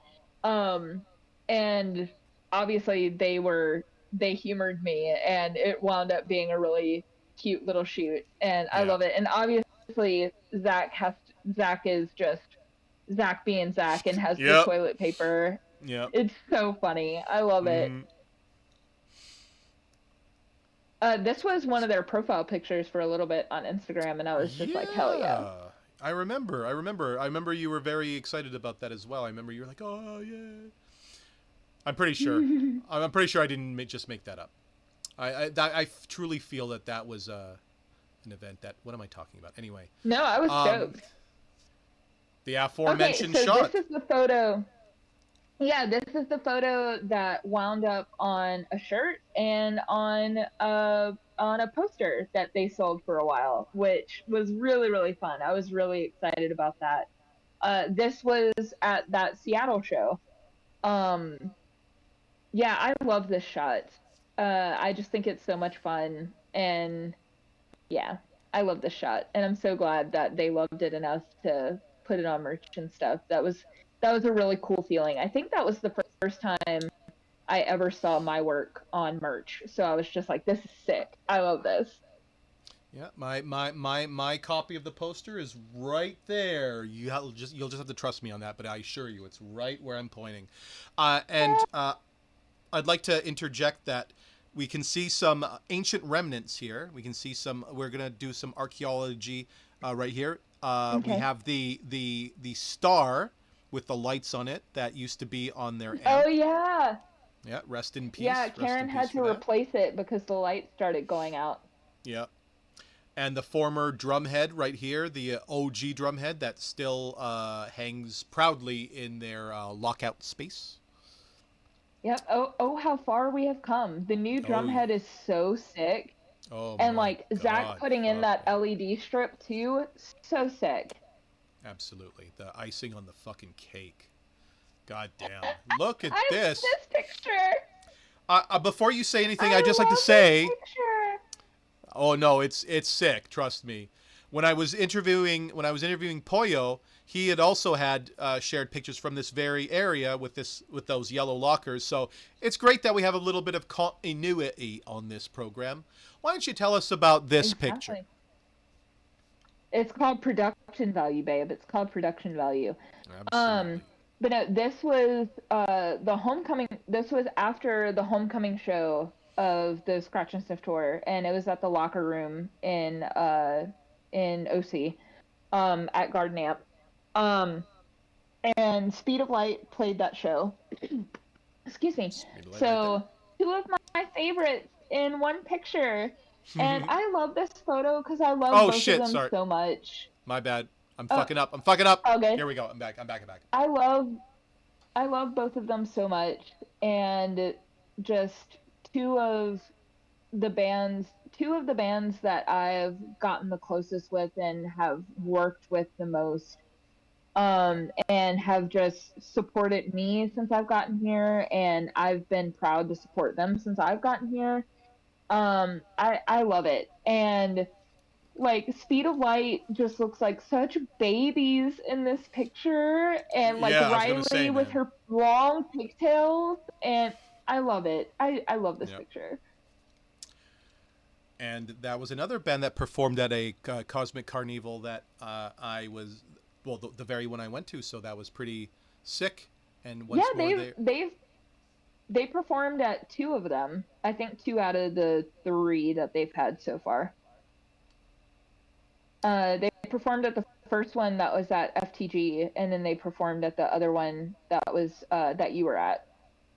yeah, Cocoa Beach presents. Yeah, yeah, yeah. Cocoa Beach presents. So why is it called the locker room anyway? For God's sake. Anyway, so let's move on to the next one. The why don't you tell us about this picture? But start with Zach first, please. Just start with Zach I first. love this because because I wanted to get some pictures, but they had just played their set, so they were in like a silly, goofy, tired mood, and like we had Yep. just like this was the last show of tour, so we were all tired, and I think Zach was just wanting to have fun with it and be silly, and I don't think I noticed the spit until I was editing the photo, and I was just Nice. like, this is too good, Yep. and like and Karen's face too. I love it. Yep. I love The it. underbite and It's so good. Cody rightfully going, what is going on even here? What I know. if I is this a good idea hitching my wagon to these? Yes. Yes it was, Cody. Yes it was. Exactly. Love Exactly. it.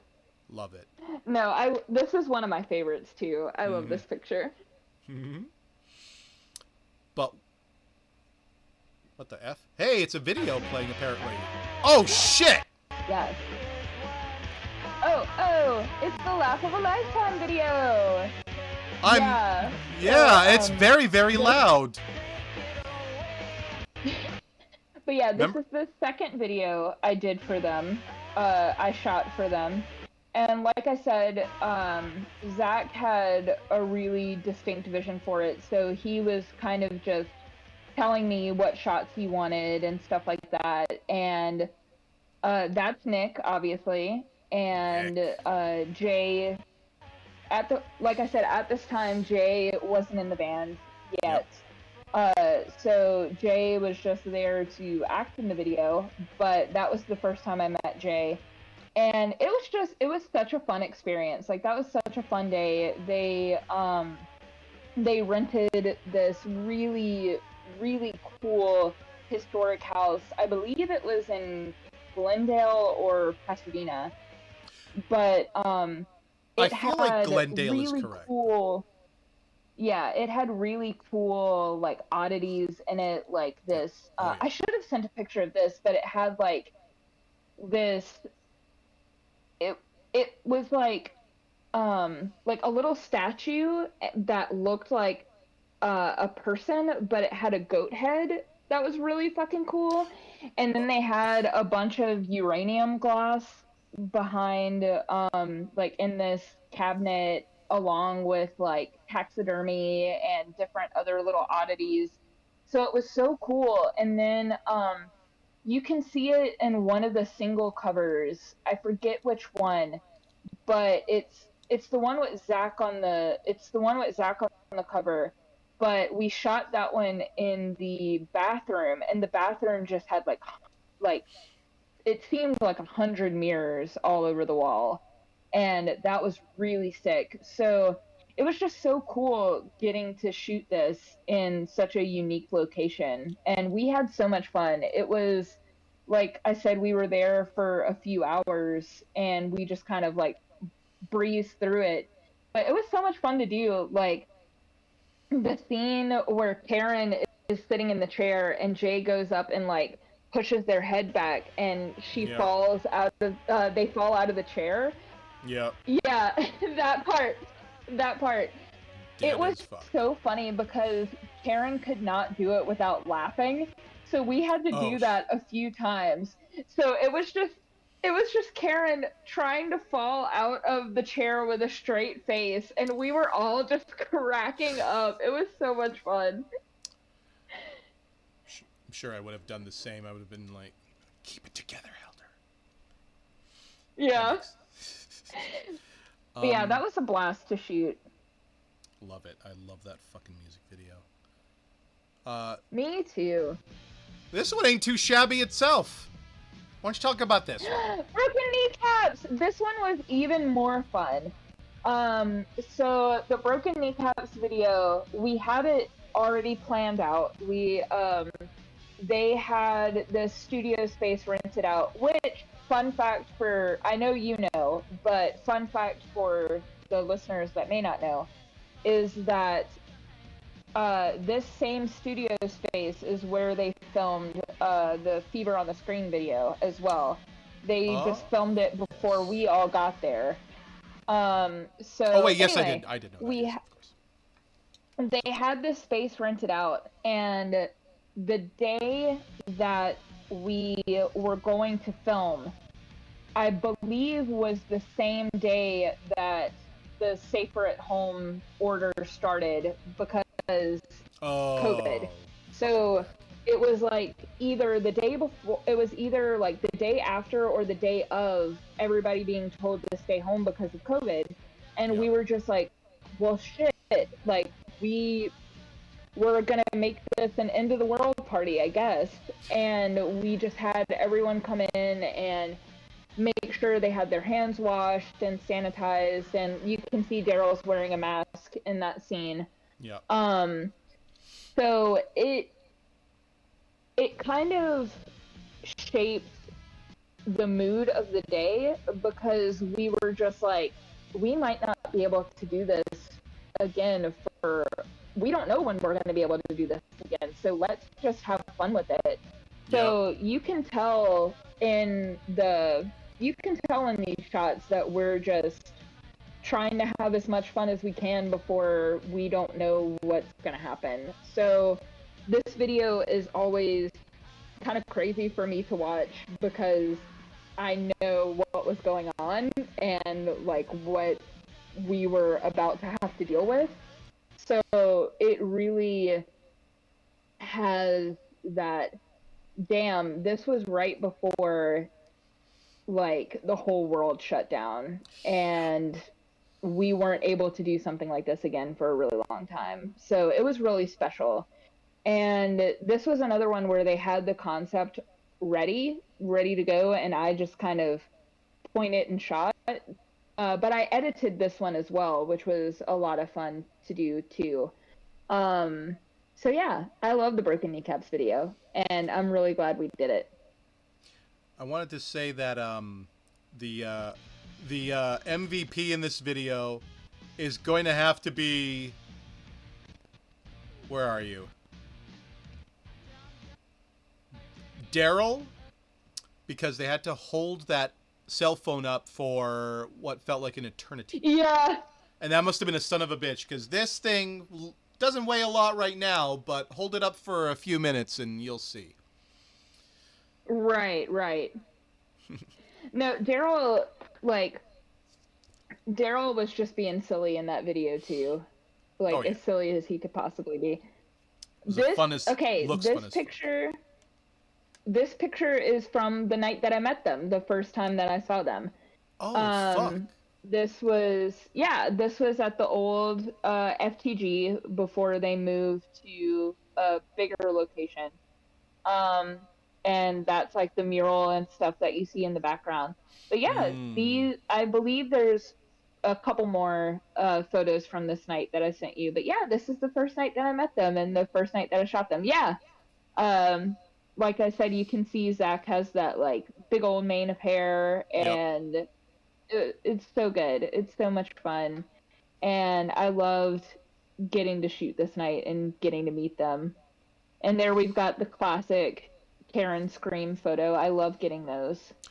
Same. I'm always like when Harry, especially when Harry 8 plays, I'm like, oh come on, you son of a bitch, come on, say the fucking line, say the fucking line, say the fucking line, and then I'm do it. Yeah. Yep. It's like when they play Night Goat too, and they all start like rolling around on the floor. I love getting those pictures too. Oh yeah. Oh yeah. Oh yeah. Oh yeah. Does they don't Karen doesn't do it as much these days. At least not with that particular song, because I remember when I would be down, I'd be like, all right, here it comes, and then it doesn't come. I'm like, it's like the John Travolta looking around like what the fuck's going on meme sort of thing. Just like, is it what? Yeah. You know. And this, tell us about this little cozy event. This is that house show that I was talking about. That was the first show that I hopped onto, and this is the night that I got into the van for the Scratch and Sniff tour. So this was in San Bernardino. Daryl actually gave me a ride to the show so I could hop on with them. And this, I believe how it was set up was that it was almost like a U-shaped hallway that started when you first walked in the kitchen, and then you could go around. And I think that where Zach's drums was set up was the other end of that hallway. And I was like, ooh, I want to get a shot from that perspective. So I went around and came around to where Zach was to kind of take a picture almost from his perspective. But I love that you can see, I love that Cody's turned around and Karen's turned around. I think it turned out perfect. And like you can see all the people in the background. And I don't know if I sent this one, but there's another shot from this show that made it into my gallery show that they played, and I gave them the picture. and I think they have it hung in their lockout as well. So I really like the photos from this night too. It was a lot of fun. Yeah, I agree. I do like this perspective a lot. I also, whenever I can, which is very rarely, if I'm down, try to do that too. Try to get behind because I just want to get like get the crowd, get like a different perspective, just like you said. So, and but even more perfect because when I do it, it's Karen and Jay are not facing this way, so this was just great. Yeah. It's just great. Um, That's another thing I love about like being on tour and going to different venues is it's a different challenge every night and you get something different every night and it's fun to play with stuff like that. Like, oh, in this venue I can do this and I can yeah. get from this perspective and get this shot. It's always something cool. Mm-hmm. This one, I love this picture too. This is me taking that spit picture. I believe Daryl took this picture while I was taking it. But yeah, you kind of get to see me doing my thing in this one. It's Um, yeah, I love this Pixception. shot.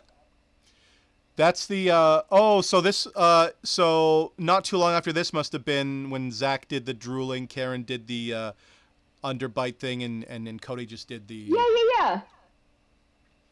This That's fucking was the same photo set for sure. it's fucking sick. Um, hey, why don't you tell us about a little bit about this picture, Kalyn? What's going on in You here? What mean you explain yourself? you mean the picture you have on your shirt? You mean the infamous What? shirt? What? What shirt? Oh wait. Do you mean this shirt right here? Do you mean It this shirt cracks me right up here? every time. I fucking love that shirt. It cracks me up every time. I just truly felt I had no choice in the I matter. know, I but needed yeah, to do it. this is at my first birthday show. Whenever it was CBGB themed, and they were the Stooges, and Iggy Pop. Yeah, Obviously Karen is our Iggy Pop, and the band that I got together, we did Blondie, so I was Debbie Harry, and we fuck yeah. just did a silly version of a picture that exists of Debbie Harry and Iggy Pop. So we just did like our own quick little version of it, and it turned into this gem. Yep. Fucking love it. Obviously, fucking love it. Um, did wait? Quick question before we get to that crazy pit. Did you just forget that you saw that, ladies and gentlemen? Did Karen smell of peanut butter? um, Not It's that I probably can remember, but I'm sure maybe because this was definitely post peanut butter. This was at the end of the show. yeah, exactly. God damn. Now we can move on to why don't you explain yourself with this? Why don't you explain yourself? Okay. Okay, so I had whenever the satellite was still a thing, they had these shows where photographers could have a gallery show and they could also book bands for the opening night of the gallery. Mhm. So I had my own, we called it the Gig Exhibit. So I had my own Gig Exhibit show Nice. and I got Cosmic Kitten to play. They opened up the show and then it was The Groans, Broken Baby, and Gustav. So Goose Gustav is from New York and they were in Mm, LA on tour and they agreed to do my show as one of their LA shows, which was super fucking cool. nice. Um, but toward the end of the show, when it was kind of winding down and people were starting to leave and stuff, someone came up to me. I believe, I can't remember who came up to me and was like, "Hey, Beck is here." And I was like, "You're shitting me." And they were like, "No, I thought I saw him by the bar." And I was like, "You're fucking joking me." I turn around. Sure the fuck enough, Beck is at the bar. And I was just like, I go over to Karen and I'm just like, Beck is at the bar. And Karen was a little tipsy at this point, and she was like, Nice. they were like, let's go talk to him. Let's go see if we can get a picture. Oh So shit. Aaron and I walked over, and Beck was also a little tipsy at that point. And we were just like, hey, we love your work. Can we get a photo with you? And this is the photo that we got. And that still lives to this moment as one of the craziest moments of my life, is that Beck wound up at my photo show. And God he damn. was there because he was friends with a couple of the girls in Gustav. So he wound up coming to see them play. And Right. by association, he was at my photo show. And I was just like, this is too crazy. This is too crazy. That's pretty fucking rad. Pretty fucking rad there. Definitely, So, definitely no losers. Definitely no losers here. Absolutely. no That's losers that's there. that sounded like I was being sarcastic, but I want everyone to know that the Beck song. I'm referencing the Beck song. I'm not. I'm. I don't think I had to say anything. Anyway, so why don't we move on? Right. What, Kalyn? Apropos of nothing, but why don't you? What's this? What's the deal with this? What is this thing we're really doing right now? So yeah, this is the cover of Laugh of a Lifetime. I am the photographer behind this photo. So as I've been saying with all the other stuff, Cosmic Kitten comes in with a really definite vision of what they want, and they just get other people to come in and like help them with it and kind of add their own spin to it and stuff. So they already had the cover planned out for what they wanted to do, and I was just like, sick. This is going to be so much fun. Um, so I so you see like the spaghetti and stuff on the table, but then Yes. you look behind the spaghetti and like behind that wine glass in the middle, and you see the stuff on that tray. Those are actually like fishing lures, because Zach wanted me to get a fish, and I couldn't find like a big rubber fish, Mm. but I sent them a picture while I was at Walmart of these fishing lures, and I was like, they look like tiny fish. And Zach was just like, yeah, sure, get it. So I got a pack of like fishing lures. So that's what's on that part of the table. And then obviously you have Nick and Jay and Karen in the back, and then Zach in that rubber mask. So I had to climb on top of a ladder for this one to get Mm. everybody in frame and get this perspective. So I was on top of a ladder, like Fuck. I was almost bumping into a chandelier. But I'm stoked. I can't remember who it was that emailed them, but I don't think it was Steve Albini, but it was someone emailed them and was like, "Oh yeah, something to the effect of like, "Oh yeah, I like the record, like it sounds really good, but that cover, like who thought of that, because they are twisted," or something along those lines. And they shared it in their Instagram story, and I was just like, whenever God, I want to say Steve Albini, but I don't think it was him. It was someone really cool like that.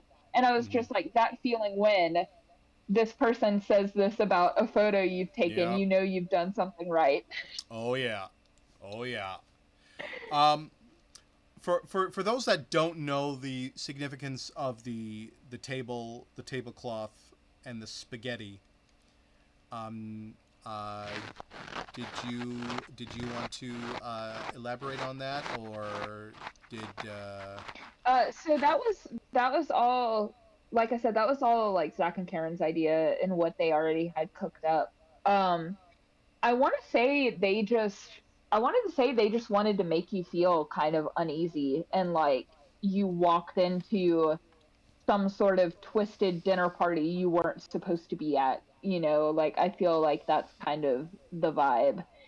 And I think it turned out pretty sick. And especially like with Zach's edit, I like what he did with the color and the shadow and stuff. Mhm. Cause he's the one who edited it. So I think it turned out pretty sick. I love it.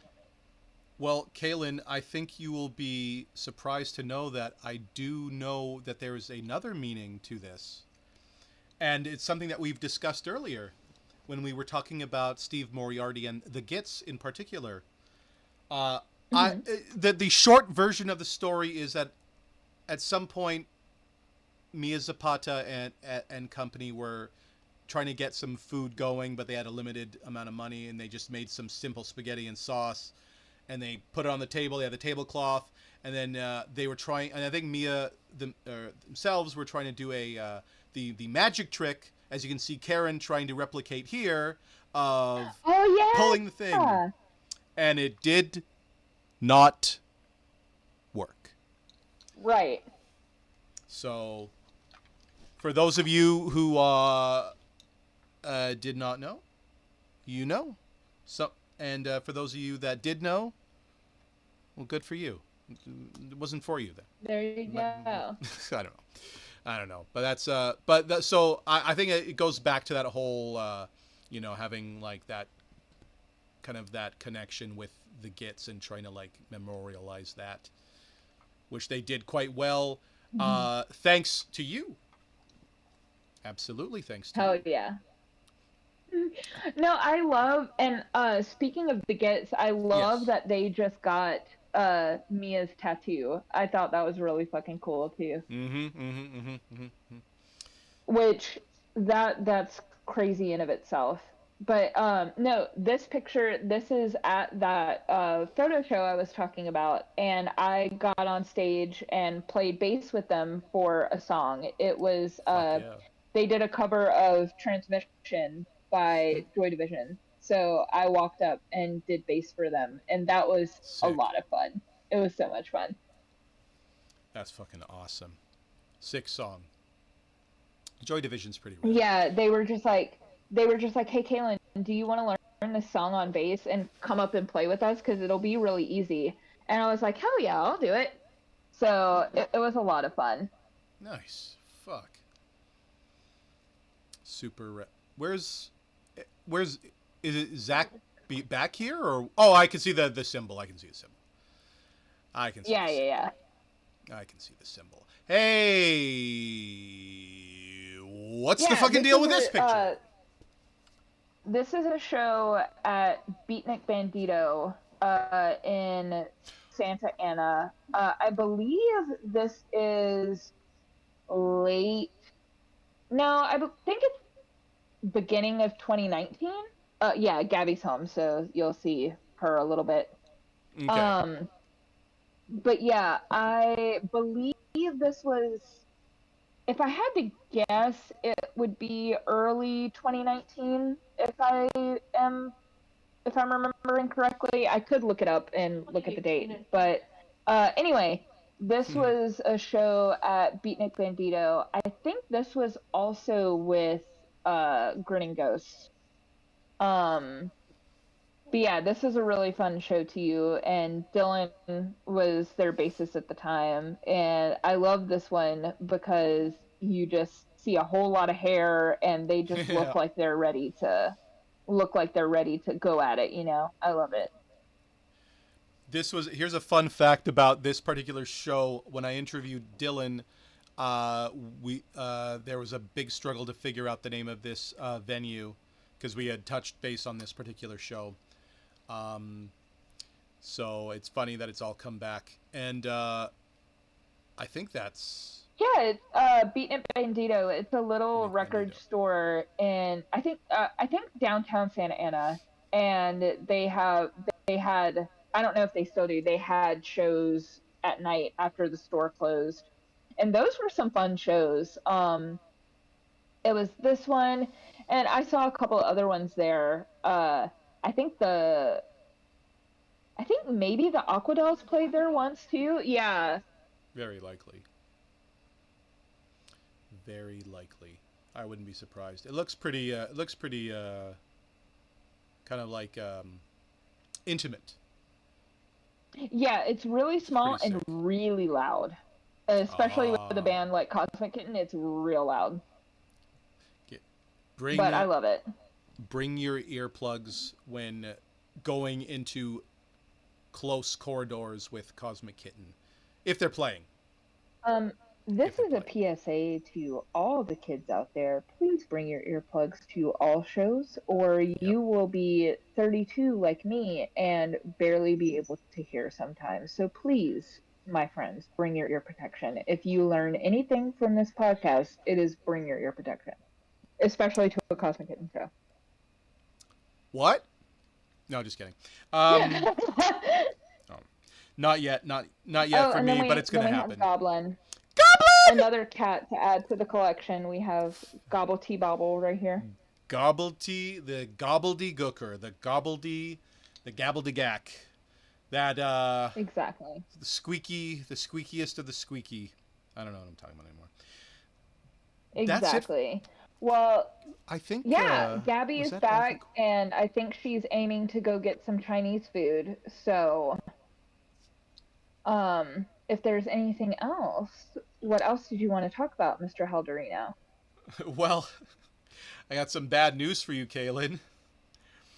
What? There's a bunch more questions. Do we need to do a part 2? Because there's bonus Cosmic Kitten questions that you're not prepared to answer, and it's intentionally done, and you're on the spot. But if you want to reconvene, we can because I'll tell you how many questions. I'll tell you how many questions there are left, and then you can gauge from there. 1, 2, 14 more questions left. They're all because bear in mind. Because bear in mind, there's some of the extra ones that I thought of later. There's a couple of those, and then there's a big bunch that are just former guest questions, and then there's 2 metaphysical questions, and then we're done. Okay. I think we should leave the people wanting more. Should we do a part 2? When are you available to do a part 2? I'm off tomorrow. Why don't we do it tomorrow at about the same time? Roughly-ish. Okay. Sounds good to me. It's in the bag, folks. Stay tuned. Tomorrow. Hell yeah. Part 2 with Oh Hey! It's Kalyn! Hey, it's me! Hold on, let's take a picture. Hold on, let's take a picture before we go so I can put it on social. Make a part with me, Helder. So, okay. Are we Here's the problem. I have to do it here, and then you have to do it there, and it'll make sense. But where I'm at, go the opposite direction. No, I'm just gonna take a picture on my phone. So okay. You come over. Wait, hold on. Wait. Okay. Let me fix this. All right. Let me go where I'm supposed to go. Okay, there. Yeah. And then what? Okay. You want me to... You do the other side, yeah. Right there? Closer? Back it up a little bit. Back it up. Oh, back it up. But... Yeah, More? yeah. There we go. Okay. Okay, I got it. Now, how it would look on here is I would be here, right? And then you would have to be... See, where I'm pointing, to you, it's the opposite direction. But to me, it's just a bunch of fuck, Kalyn. It's just a bunch of fuck. Yeah. But we're not gonna play the outro music yet because we are not done. Goddammit. Stay tuned tomorrow. Kalyn. Come back to find out what I have to say to these questions. That's right. Kalyn, part 2. C'est aujourd'hui. No, that means today. I haven't studied French since grade 10. It's what the hell is tomorrow in French? Isn't it oh my à bientôt? À bientôt. À bientôt. C'est à bientôt. Au revoir, mon cher. Au revoir par ici. Bye, Oh wait, Helder. Shit, goodbye.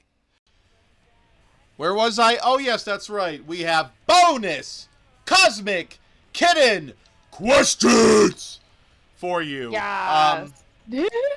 And starting off, we have what song of theirs would you most like to sing at karaoke? You know, how they have like a lot of them YouTube videos out there.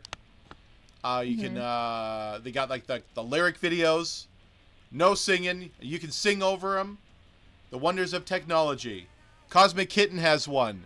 Which one is it that you are singing? I'd say Hot Stuff. That'd be so fun.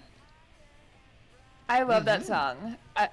And I love jamming to that song whenever they do it live. So I would say Hot Stuff. I think that would be a fun karaoke song. Oh, hello, Ziggy. I agree. And that, and speaking of songs, what's your favorite Cosmic Kitten music video? Okay, so I'm not going to pick one of the ones that I worked on.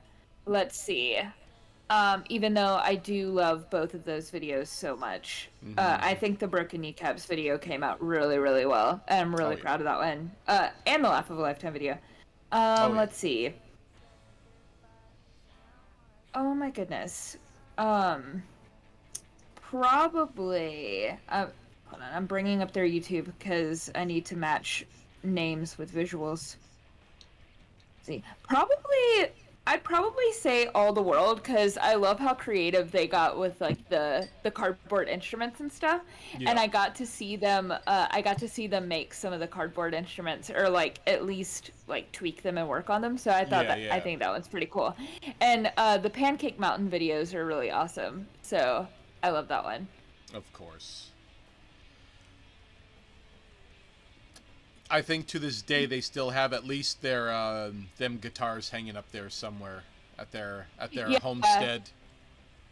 Yeah, I knew they at least had the guitars. Don't know what happened to the drums. I don't know, but that was sick. That was really cool. Oh yeah. Now, this is the point of the program, Kalyn, where past guests have sent me questions to ask the next guests, and we have a very yes. So, are you ready for these unexpected questions? I'm ready. Okay, via Nick Attack. If Kalyn, if you could see Nicholas, if you could see any two bands play with Cosmic Kitten, which ones would you choose? We've set the precedent on the program that they can be living or dead or broken up or still with us. Whichever lineup variants you like. Oh my goodness, so I can pick living, dead, anything. Sure. So how many bands? Two. I would say the Gits and Alice in Chains. Not too shabby. Like OG Alice in Chains. That would I think that would be the lineup. But also, I would like ones that I could actually manifest for them, and I think that would actually be really, really cool. Would be, and these two bands I don't think would ever play with each other, but if anyone can make it happen, it's Cosmic Kitten, Pearl Jam, and Queens of the Stone Age. I think that would be pretty freaking sick too. Ooh.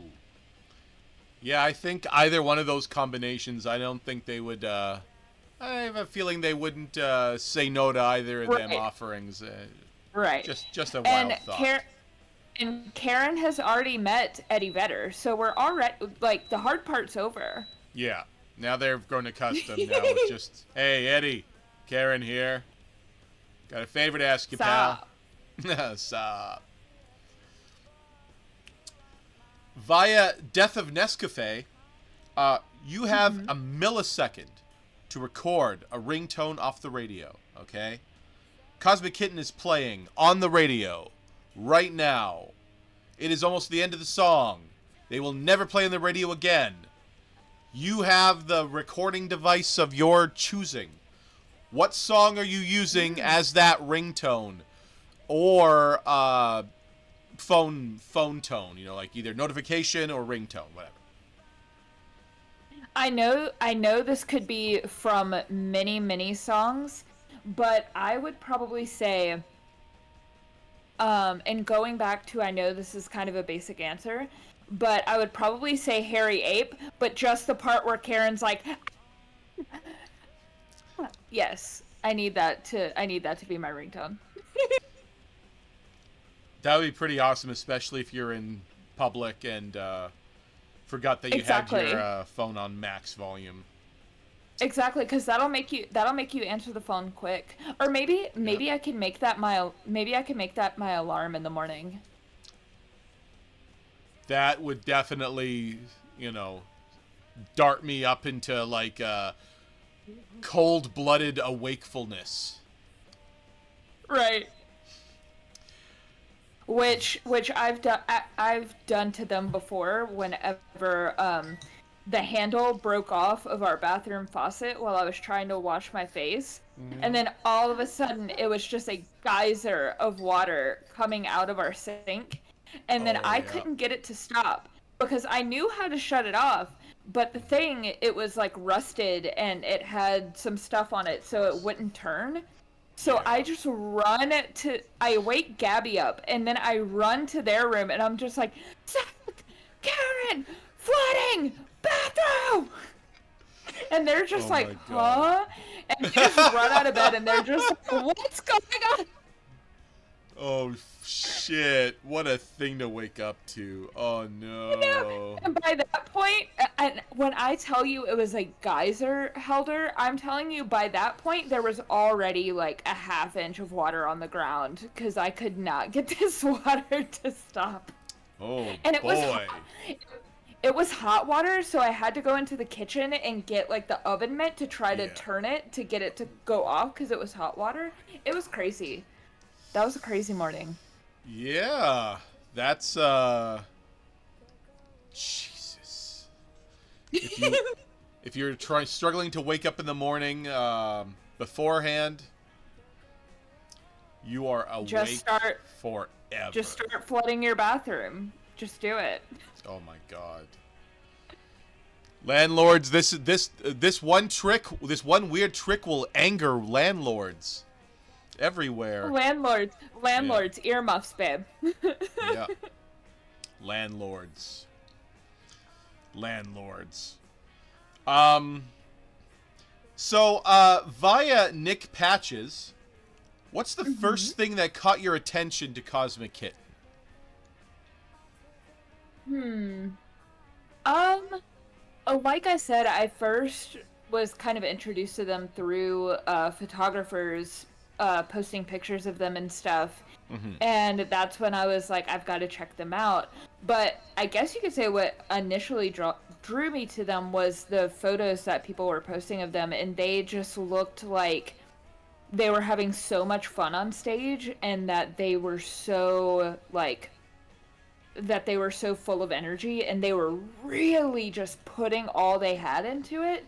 And my first impression just through those photos wound up being correct because that's exactly what they do. And yeah, so that was my initial impression, is just like they're going at it and it looks awesome. Fucking A. Well, CLC Leva asks, if you, Kalyn, were a member of Cosmic Kitten, which instrument would you like to play? Your answer could be something that you don't actually know how to play, but you promise to learn how to play. So technically I have played bass with them before, so that was fun. But I know that sometimes Karen loves to have an extra guitar player just so they could go out and like do fun stuff like out in the crowd or just like roll around on stage. So Yeah. maybe I would be that second guitarist to allow Karen to live their fantasy. That would be fun. Why not? Good idea. Good idea. Um, where are we? Hanging out with Petey asks, Kalyn, if you would like to see Cosmic Kitten play a late night talk show, which one would it be? I'd love that. I mean, my favorite is Colbert, so I would love to see them on Colbert. Sure. That'd be awesome. But I think that if John Oliver ever had musical guest, I would want them to be a musical guest on John Oliver. That'd be really fun.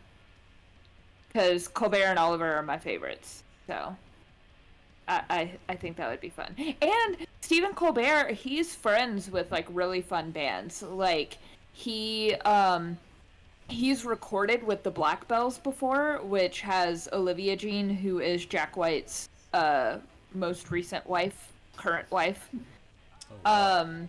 So that's really cool. He's recorded with them. So technically, if you look at a list of third man artists, Stephen Colbert is on it. So I mean, it's third wife, right?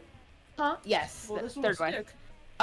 But I think that would be pretty. I think he would like them a lot, and I think they would get along. So either Colbert or John Oliver. I think someone else also said Colbert, so I see a pattern here. I'm telling you, Colbert is fun. And like Colbert seems like the one that would actually be able like if he was also interviewing them, he would actually be able to have a really intelligent conversation with them about music. Yeah. Whereas I feel like Jimmy Kimmel or Jimmy Fallon would just kind of be like, "That's nice," because they kind of do that with all of their guests. Yeah, no yeah. shade. Like if you listen to their podcasts, they're all really funny. But yeah, I think Colbert would be the best fit. Yeah, I agree. Via Poyo Boy 6, if you could, based on what we know about existing Cosmic Kitten lyrics, if you could write the next lyric for a Cosmic Kitten song, what would it look like? Oh God. Oh God. I'm not good at writing stuff right off the spot. But I would love to, if I could pick like a theme or something for them to write a lyric about, I would love for them to work in some lyrics about Houdini. Like, but have it like not obviously not overt like my cat Houdini or whatever, but have something maybe like a song about escaping and like magic, and have them integrate Houdini in there for some reason, like somehow, some way, and have a cute little reference to Houdini. And they could also make it like a Melvin's reference too, because her name is a Melvin's reference. So I think that would be fun. Have like a Houdini themed song where they could like a double meaning, like talk about the Melvins, how much they love the Melvins, but how much they love Houdini, and yeah, I think that'd be cool. Be a continuation. I mean, first they sang Kitten Caboodle way back when. So now a few Right. albums later, another cat song, maybe another few albums later, that's the tradition. Yeah, and I'm New sure tradition. Karen would probably tell me that they have written like a lyric or two inspired by Houdini, but I think that would be fun. Oh yeah. I'm all for it. Make it happen. Make it happen. Next album, gotta do Come it. on, babes. Come on. Come on, man. Via Dylan Falcon, if you had to spend Dylan. one Dylan, if you had to spend one day on tour with Cosmic Kitten, which you already have, but what city would you like to tour? Be with them, touring with them. Gabby.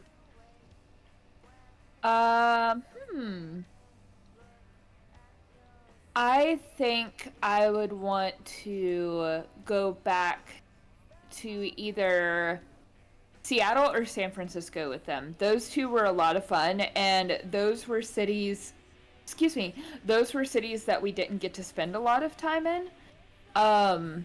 We just kind of got there. Seattle, we were able to spend a little more of the day in, but I'd say maybe Seattle, and like actually have a full day off in Seattle with them and go see like a bunch of like whenever we did go to Seattle, we saw the Soundgarden that the band got their name from, and then we saw like we went to Kurt Cobain's memorial bench and stuff, like I said. But it would be cool to like do even more fun stuff like that, like maybe go to the Pop Culture Museum and like do a bunch of fun music related stuff before the show, and then play a show where plaster doesn't almost fall on Zach's head. That's always a bonus. I think that's Right. every show that doesn't happen is a successful one, as far as I'm concerned. Right. But what about like say like maybe a city that you've never been to before, like like some thoughts on that, or like you know. I know. Did you say it has to be in America? Because they've been to the UK, and I would love to go to the UK with them. That'd be a lot of fun. Any city. So anywhere in the UK. Any city, I guess. Yeah. Because I heard all of their fun stories from the UK, and I would love to, if they went back, I would love to go with them and hang out with them in the UK. Just any city in the UK, like London, Brighton, anywhere. I think that'd be a lot of fun. Mm-hmm. Well, you're going to be experiencing the UK pretty soon, aren't you? Or I will be. Yeah, I will be. So you'll get a little taste there of a non-touring life, but just chilling life. Mm-hmm. I'll have. If any band wants to take me to the UK to see that tour life, I'm ready. Take me. We'll have the contact information below. Feel free to if you do want to go, you should grab Kalyn. Do you good. Hell yeah. Do your soul good. Via laundry room recording, who'd win in a wrestling match? Lemmy or God? Oh man. Oh man. Honestly, I feel like I would lose my metalhead cred if I did not say Lemmy. And also I feel like if Lemmy did make it to heaven, that situation has already happened. And it's already happened a couple of times. Yeah. I can imagine. Yeah. That's so I think to keep my metalhead cred, I would say Lemmy, for sure. Absolutely fair. Fair. No one's blaming you. But that just reminds me of that episode of that 70s show when the priest, when the reverend is over, and he's just like, "Okay, I got all of you to draw pictures of what you think God looks like. Show me your pictures." And then then Hyde turns his around and he's like, I drew Eric Clapton. And then Eric is like, I drew Clapton too. Wow. Loves it. Now it's Lemmy. Oh, but wait. Now it's Lemmy. But now he also opted to have a VH1 bonus question. Hagar or Roth? You're fired, Kalyn, if you say Gary Sharon or Hagar, according to this question. Well, that's good, because I'm a David Lee Roth person, for sure. I'm a Diamond Dave girly when it comes to Van Halen, for sure.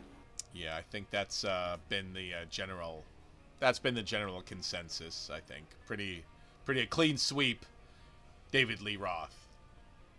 You just like, I don't know, there are some Hagar songs that are bomb, but that combo of Eddie on guitar and Diamond Dave on lead, nothing compares. It's too good. I know that David Lee Roth has an ego the size of like a plane, but still, naturally, he puts on a good show. Yep. That's why everyone picked him. Actually, I'll have to look back, but I'm almost certain that everyone collectively picked him. Okay, well, via DR Studio, Cosmic Kitten has announced a 2025 10-month, 10-month, Kalyn, world tour spanning 3 continents. You Damn. have been invited by the band and hired to join their support crew, giving you a potential dream job opportunity. What Hell would yeah. your ideal role on this tour be, and why? So I'm a member of the team of this world tour, right? Stage manager. Some examples given are stage manager, pyrotechnician, instrument tech, wellness coach, etc. I think just... I think I'd stay in my lane and be the photographer, babe. I think that's what I want to do. Jet set and just take all the cool pictures from backstage and while they're performing and maybe make a cool documentary out of it. That'd be fun. So yeah, I'd say photographer. Keep the theme rolling. Yeah, well, they gotta have one. Why the hell not? Oh, hey, it's Kalyn. You sons of bitches. The answer is why. The answer is why. Why the hell not? Why? Just do it. Fuck. Just damn it. Damn it. I don't know where I was going with that, but just do it. Like, just for gosh, heck, man, just do it. Don't question it. Just do it. Heck. Pardon my P's and Q's. By golly. That makes it for the questions from folks somehow. But we have 2 final metaphysical questions. Metaphysical. We're getting down to the spiritual, the metaphysical, the extraplanar, the preternatural. Are you ready, Kalyn? Yes. Kalyn, what does Cosmic Kitten mean to you? Your answer could pertain to them as individuals, as a band, as a concept, as quadratic and formulas, as chili recipes. Anything you can think of that they could be is the answer. Please, Kalyn, don't have me waiting! So, okay. To me, Cosmic Kitten is... It's... I would say radical self-expression and creativity. Cosmic Kitten is finding the freedom to express yourself in any way you want. They are just